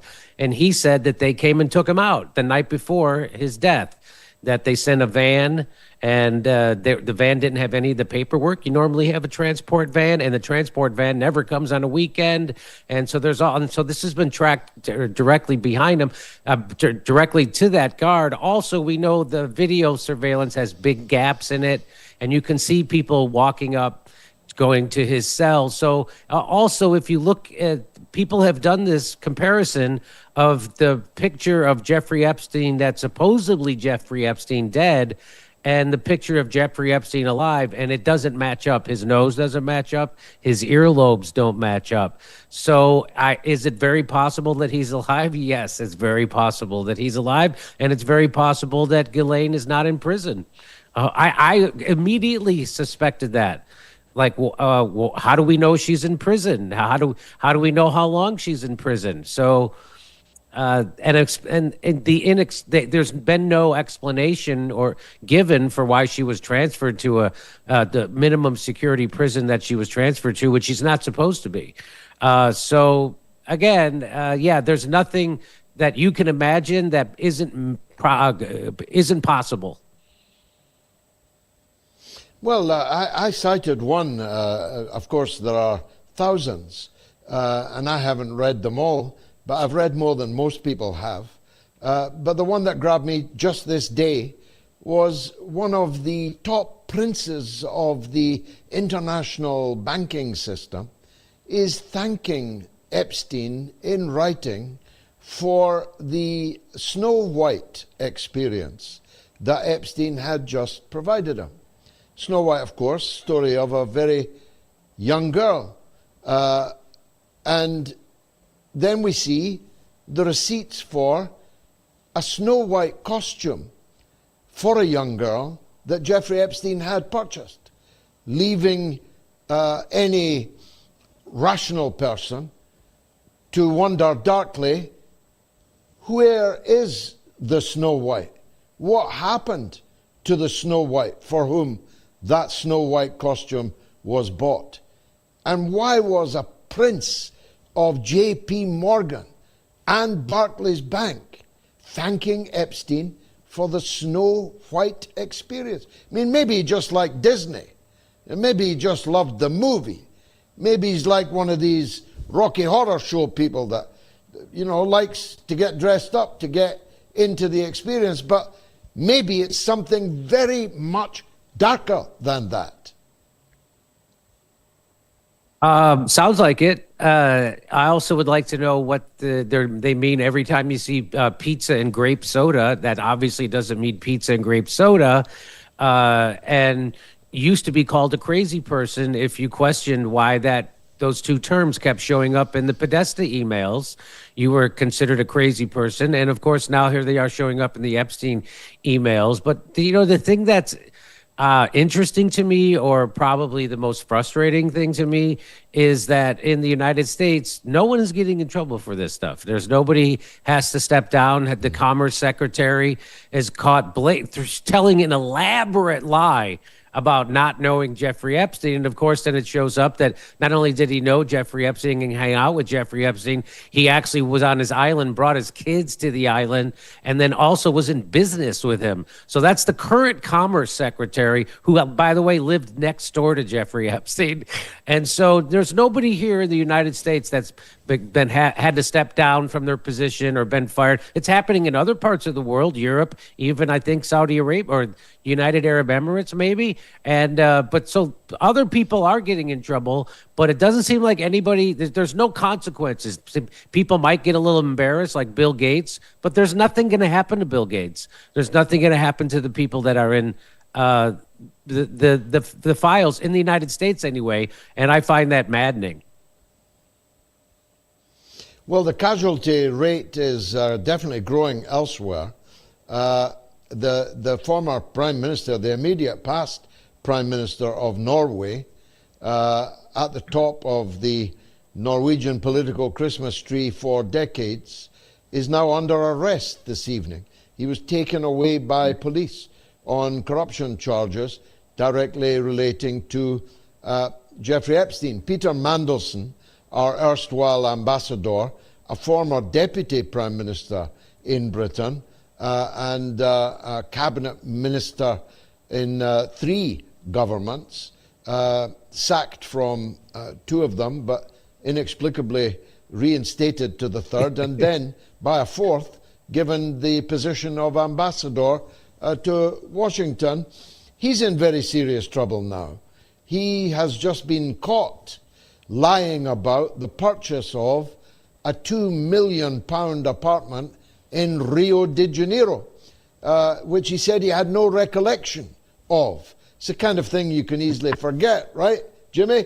And then the Financial Times turned up the documents with his signature on them, with a Cayman Islands company arranging the financing of the purchase of a £2 million apartment in Rio that he had no recollection of. And that's only the half of it. Insider trading, giving Epstein advance notice of market-sensitive information that came to him as a government minister, and so on. He's definitely heading for jail. So there's a prime minister and a deputy prime minister going to prison. Princes and princesses of the royal houses of Europe, countesses. I mean, their crowns are falling off them, Jimmy. So why are the American people not demanding some condign punishment of their Epstein class? I think because we're in the end stage republic and our country's crumbling from corruption. Donald, no kidding. I mean, nobody's ever had to pay a price for anything. Nobody paid a price for 9/11. Nobody paid a price. Now we know that Building 7 was imploded and we were lied to, that they blew that building up. That didn't fall down because of planes. Nobody paid a price for that. They ordered a torture program at the top of government after 9/11 that was worldwide. Barack Obama knew about it. It was the only person who went to jail for ordering a worldwide torture program was the guy who disclosed it, the guy who uncovered it from the CIA, John Kiriakou. So nobody, and Barack Obama famously said all those torture crimes happened in the past, and he was looking towards the future. I don't know if anybody ever told him, but all crimes happen in the past. That's where they all happen. And anyway, so he didn't prosecute anybody. So nobody went to jail for 9/11. Nobody went to jail for the the stock market crash in 2008. Nobody went to jail for ordering a torture program.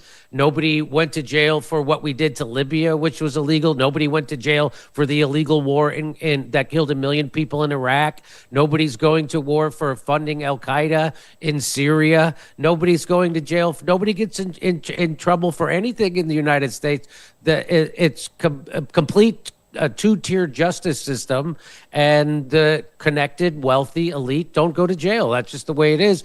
And nobody in America, like, because they own the media, right? So because Zionists also control the corporate media in the United States, the corporate media is not going to create a groundswell. They're not going to create momentum for people to get arrested or lose their job, because they've been downplaying this Epstein Files thing forever. They've been downplaying Epstein Files, everything at the behest of Israel, right? And so I think that's a big reason why nothing's happening here. But, you know, it's considered anti-Semitic for me to say that Zionists control our media.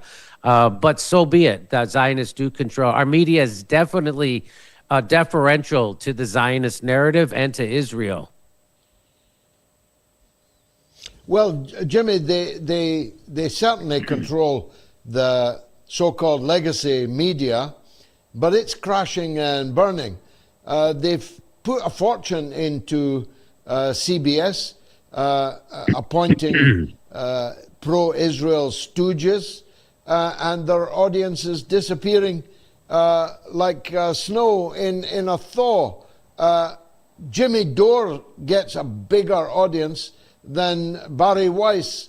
In fact, George Galloway gets a bigger audience, and I'm not even American, than Barry Weiss. Jimmy Dore's show is outperforming most shows on American mainstream media. And Joe Rogan, of course, bigger than both of us put together.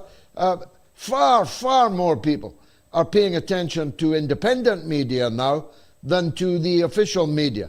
So we ought to be able to see a change begin, oughtn't we? I would hope so. You know, that's my wish, my hope. But of course, it turns out there's a lot of people in independent media. So, I mean, so the Zionists and the corporations and the war machine, they've captured the legacy media, the corporate media. Why would they stop there? Why wouldn't they go after independent media, which is exactly what they've done? And so they've co-opted at least half the independent media, if not more, that are on the payroll of a Zionist or on the payroll of a political organization or the military-industrial complex or whoever it is, and they're doing the bidding of the establishment, the oligarchs, just like the legacy media does. And so that's kind of stopping. You know, that's certainly slowing progress. Yeah, I mean, I think the only thing that's going to change things for the better in the United States is a real revolution. I don't know how that's going to show up, but you know, whether it be nonviolent or whether it be violent. I mean, our country was founded on a violent revolution. You know, when the government got the last time the government got this unresponsive to its electorate and its citizens, George Washington picked up a gun and started shooting his oppressors. So I'm not advocating that. I'm just saying that's what happened. So we need some kind of a revolution in the United States. Unfortunately, independent media, I think it's making a big mark and it's putting pressure on people, but it's just not the thing that's going to move the needle here in the United States to a point that we need it to be moved to.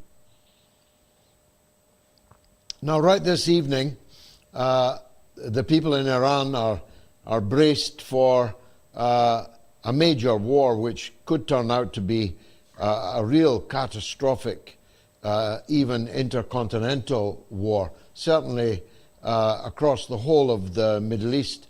The Iranian people believe, Professor Marandi, known to both of us, effectively left a kill switch on social media this evening. He said, if the Epstein regime attacks us, I will continue to broadcast if I can stay online. But if I am incapacitated, if I'm killed, and he then gave another name of one of his colleagues, try following him. And if he's incapacitated, here's somebody else. That's the stage we're at. Is Donald Trump really going to do this? Or was Benjamin Netanyahu disappointed in his visit his 7th visit to Washington in just over a year.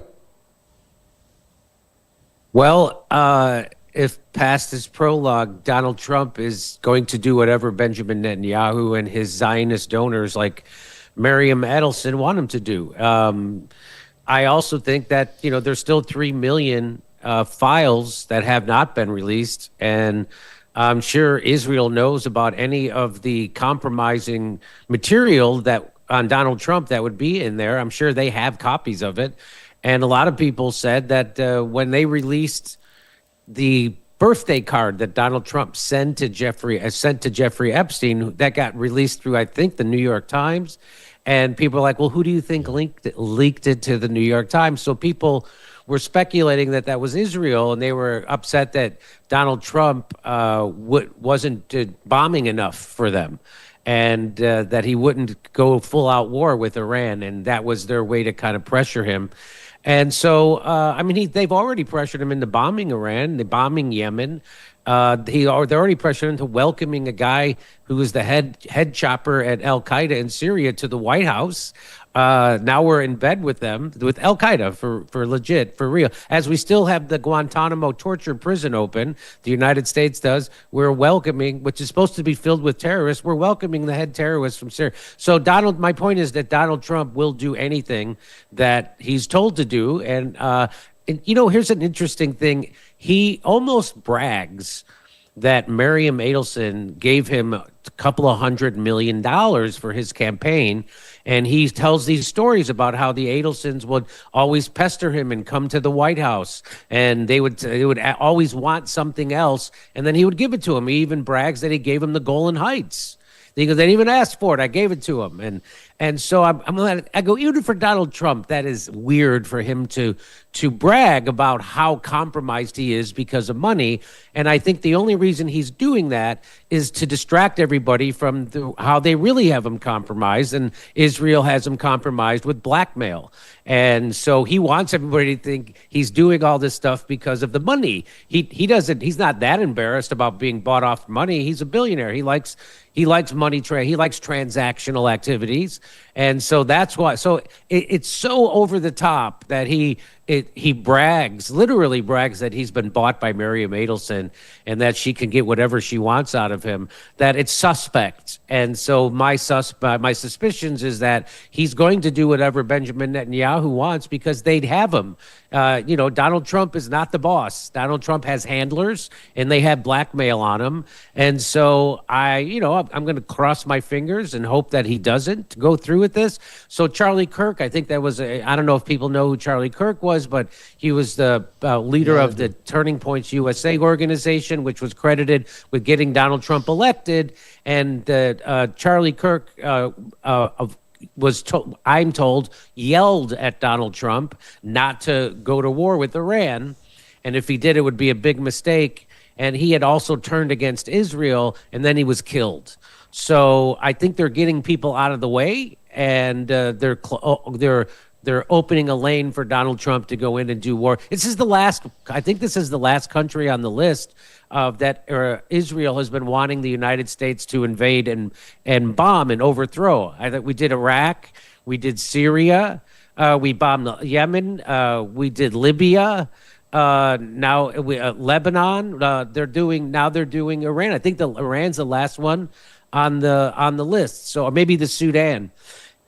And it looks like the Greater Israel Project is about expanding Israel, and that's about taking over parts of Syria, parts of Lebanon, all of Gaza and the West Bank, parts of even Egypt. But so they've always wanted to destabilize every country around them, and now they've got it done. So they decapitated Libya. It's a failed state. Iraq, same thing. Syria, the same thing. Now they're going in to do it to Iran. I mean, they don't make a secret of it, what's happening and why they're doing these things. And so this is the last war that Israel wants the United States to do for them, and Donald Trump is going to do it for them because he's compromised. Well, the blowback from it may very well be fatal for many far beyond the theatre of conflict. Now, you're on tour. I keep reading these wonderful venues that you're appearing in, Jimmy. How's the tour going? Where are you next? The tour's going great. We're going to be in Lansing, Michigan, Milwaukee, Wisconsin, then we'll be in Houston, Dallas, Albuquerque, New Mexico, and Las Vegas, Nevada, and Salt Lake City. So that's what's on the schedule right now. Thanks for bringing it up. I appreciate it. And if people, I know it seems hard to joke about this stuff, but I do it. So come out and let's laugh about this stuff, because if you don't laugh, you cry, baby. Well, exactly. Jimmy Dore in Las Vegas. Save me a ticket for that one, Jimmy. Thank you for joining us again on the Mother of All Talk Shows. Jimmy Dore, political commentator, comedian, and host of the legendary Jimmy Dore Show. Let's squeeze in what calls that we can before Gayatri joins me. Marco is in California on Epstein and Iran. Marco, welcome. Thank you, George. George, I would just like to say that... what do you want to say? In the reply to your questions that why don't we hold our so-called leaders accountable? Because half of the population is dumb. Another percentage, me possibly included, are afraid. I mean, these people are really, really powerful. Even Thomas Massey just put out that he's not suicidal, he's healthy, that his brakes work on his car. Because I'm 100% sure that he's getting death threats. Yeah, he thinks they're going to kill him. Of course, he thinks if they can't defeat him, they're going to kill him. But the way to do it is to always say that it was suicide. You know, they would like to make it seem like a suicide. As Jimmy Dore just pointed out, your country was born of a violent revolution. And only a century later, they fought a violent civil war against each other. It does seem extraordinary that the American people are apparently taking all this lying down. Have you got an answer for that? Well, George, it seems that a lot of people are ready, but in my opinion, the guns are pointing at the wrong person. They're not focusing on the puppet masters. Those are the people that we need to defeat, and those are the people that are keeping us divided and making us fight each other. That's a real issue right there. I mean, it's crazy how... Okay, Marco, thank you for that. The poll is closed. Are the Epstein Files being edited to protect Trump? 35,000 nearly voted. 92, 82, 90, 93, and 97 say yes.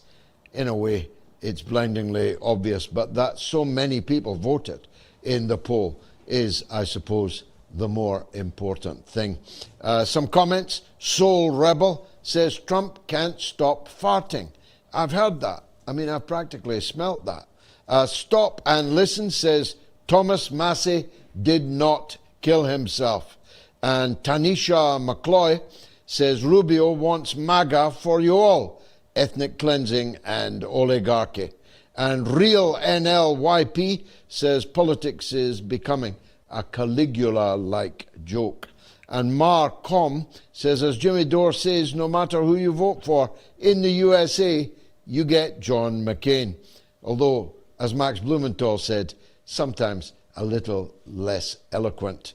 Now, there's a special edition of my party's NHS broadcast. It's called Call the Doctor. It's brilliant stuff, and it's airing on Tuesday at 9 p.m. Dr. Bob Gill, my good friend, and my deputy leader in the Workers' Party and former parliamentary colleague of mine, Chris Williamson, they will examine Epstein and COVID. This is important. Epstein and COVID, giving their in-depth views on the matter. Streaming live on YouTube, X, and Rumble. You can catch it at 9 p.m. on Tuesday, the 17th of February. My last call is a legend. It's Erobos in New York on Russia. Erobos, welcome. Salutations and greetings and felicitations to the Mother of All Talkshows, Clan Galloway, the wonderful crown jewel of the Moat staff, Chay the Magnificent, first of her name, well planted in life. Always looking forward to Lady Gayatri's segments. They're always educational and erudite. I wanted to, since next Sunday, I think is the 22nd, the 4th anniversary of the Russian intervention, as I like to call it, into Ukraine is coming up. And, there's enough data now. People always ask, what would you do different? Would you do it different or would you do it better than what Putin did?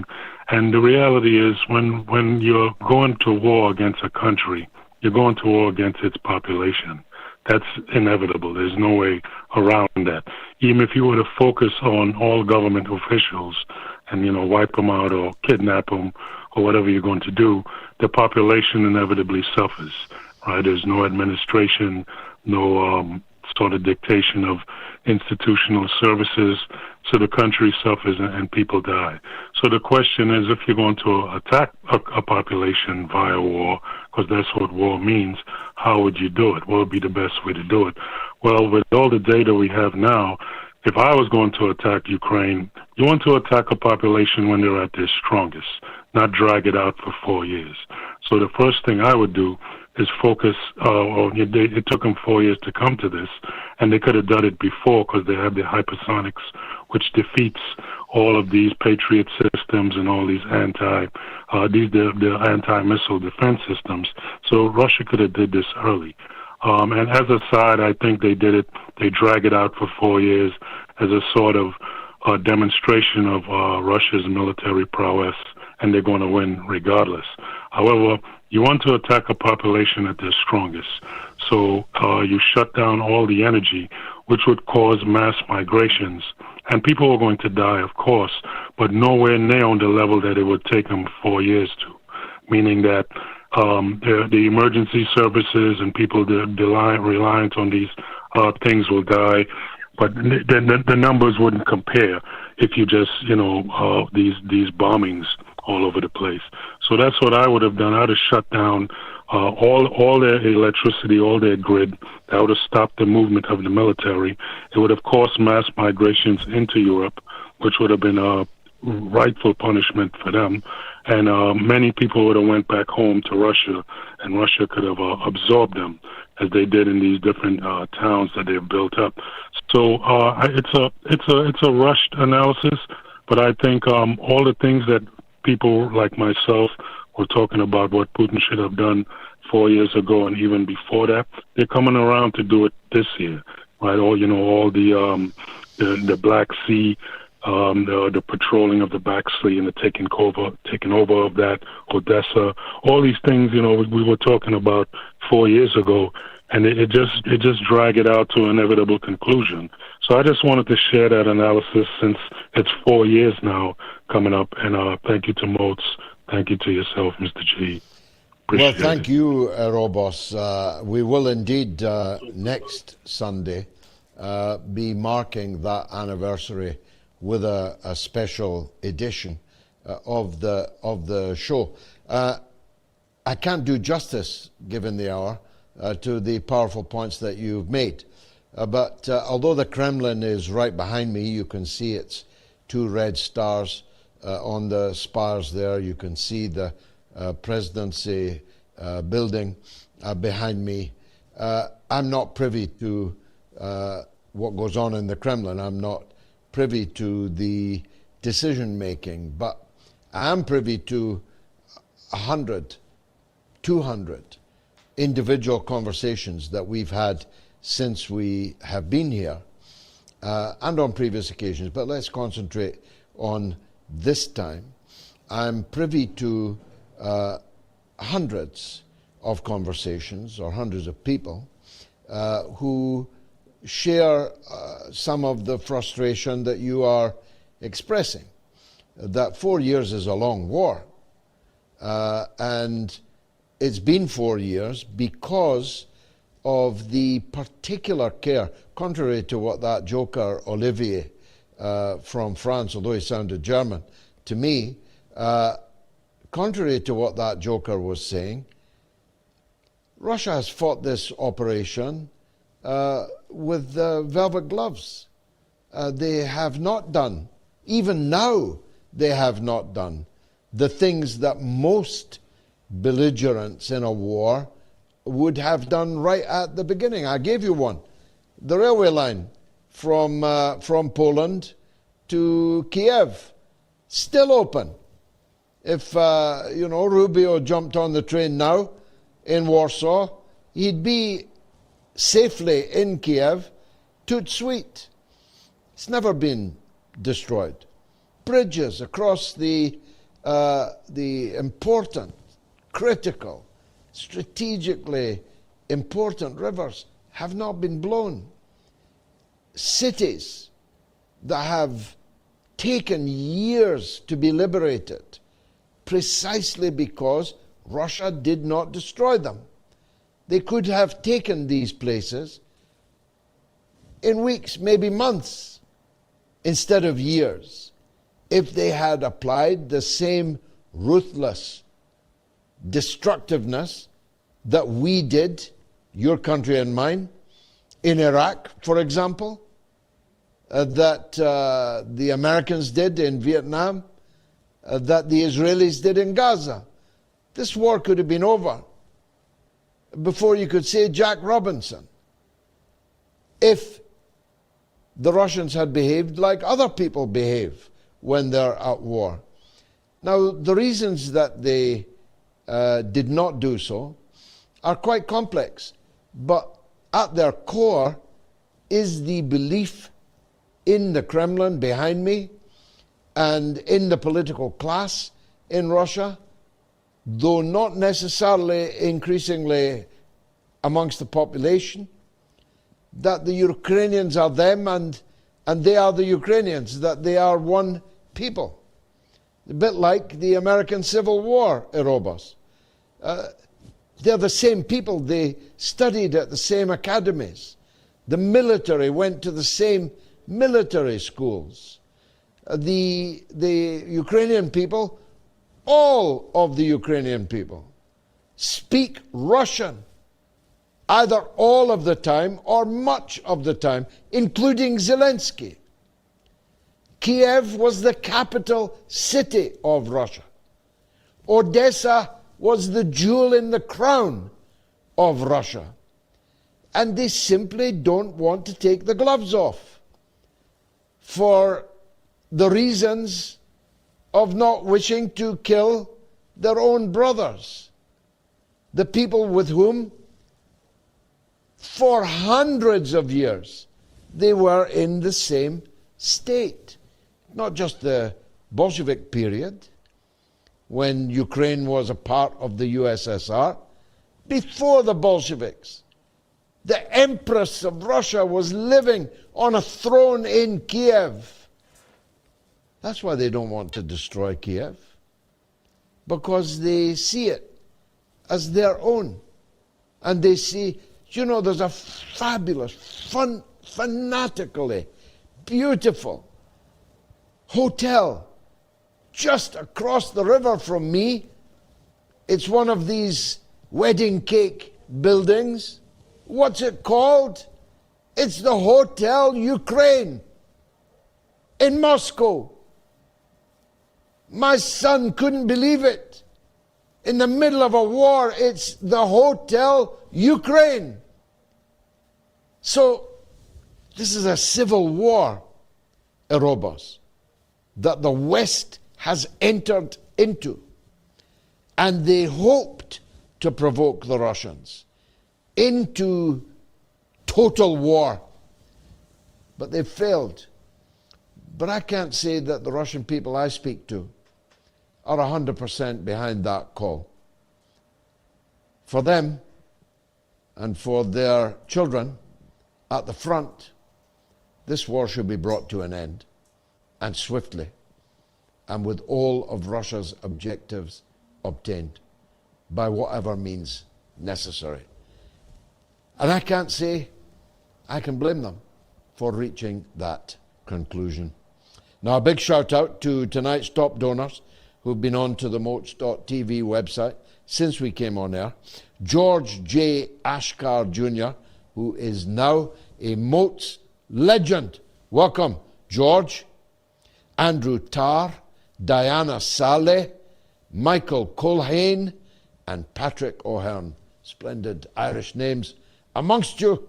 I thank you. Please give generously tonight at moats.tv. Now, here's the woman without whom the news wouldn't be the news. Here's Gayatri. What's happening, Gayatri? Well, today I read something in the news that reminded me of the story that you always tell of Yasser Arafat describing the Palestinian people not like the Red Indians, because the Palestinian people will continue the struggle, continue to defend their land, and not end up in the museum like the Red Indians did. And then you would correct him saying, we kind of don't call them that this way anymore. We refer to them as Native Americans. So today I read that the British Museum has removed the word Palestine from its Middle East displays. What? So in the British Museum, the grand British Museum, showing all its wonderful artifacts, it has a Middle East gallery which spans a period of from 1500 BC to 1700 BC. And then in it, the Eastern Mediterranean coast is referred to as Palestine, and the individuals in it as those of Palestinian descent. Now, thanks to a legal pro-Israel group, this has now been removed. And in what they say, the chosen terminology in the items described above implies the existence of an ancient land and a continuous region called Palestine. Are you ever surprised by this? Well, it's a collection of stolen property. Anyway. And thieves are almost by definition also liars and falsifiers. And so the thieves have now falsified the history in their own British Museum, which is filled with everybody else's treasures in any case. Mm-hmm. So I suppose I shouldn't be surprised, but I am shocked. Yeah. And I didn't know about this. You're educating me here on this. And why isn't there a hue and cry about it has just come out, and of course there is now a call resistance towards it. People should be outside the British Museum, and I'm sure they protesting. will be. I mean, William Dalrymple is a Scottish historian, as you know, and he gives word for word the historical the background to why they are supposed to be called Palestine and Palestinians, and that it's completely correct what the British Museum had been doing so far until this pro-Israel legal lobby team came into play. Unbelievable! But, yeah, everybody folds in front of them. Yeah. Every time they raise a bogus operation like this, the British institutions fold, except the High Court this week. Wasn't that a turn-up for the books? Well, wasn't it a great result and gives hope, doesn't it, that the High Court... It does. It does. I've often said, you know I have, that I'd rather take my chances in front of a High Court judge than in front of any other institution in Britain.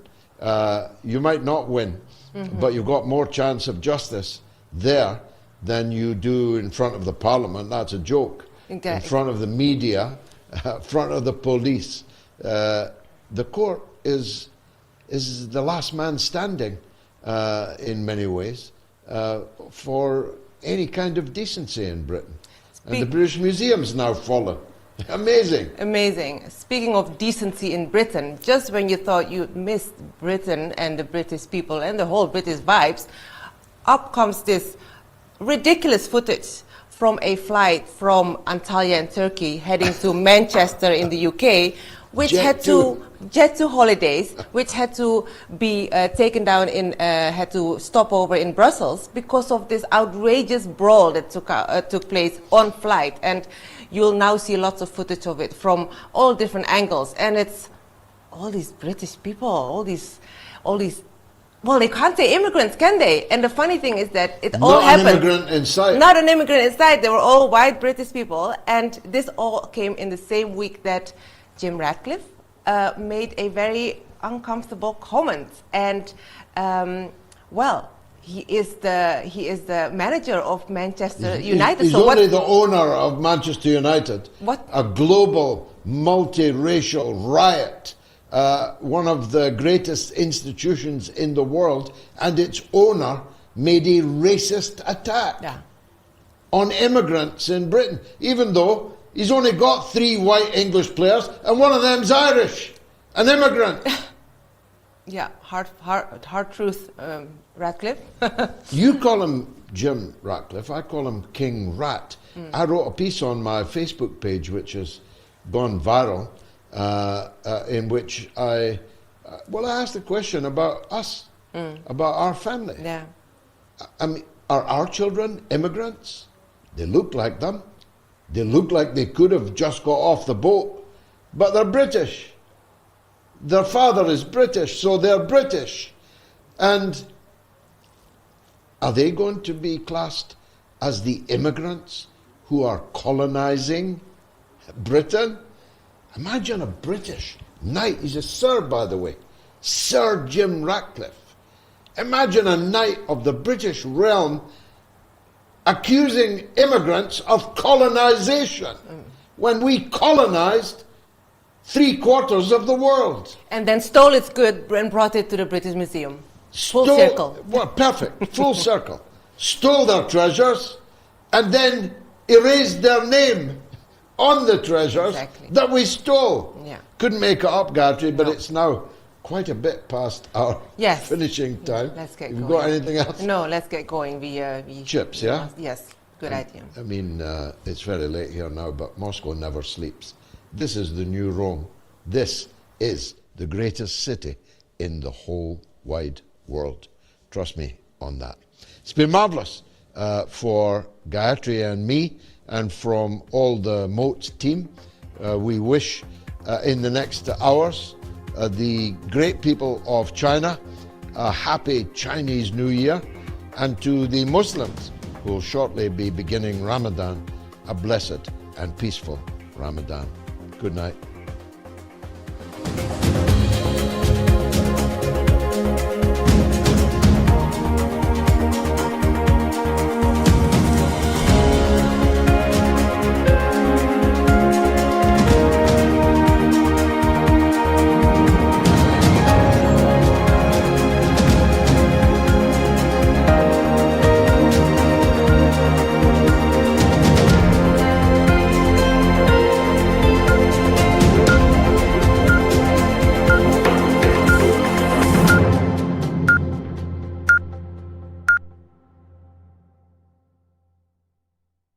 It's the mother of all talk shows. It's the mother of all talk shows. It's the mother of all talk shows. Go get 'em, George.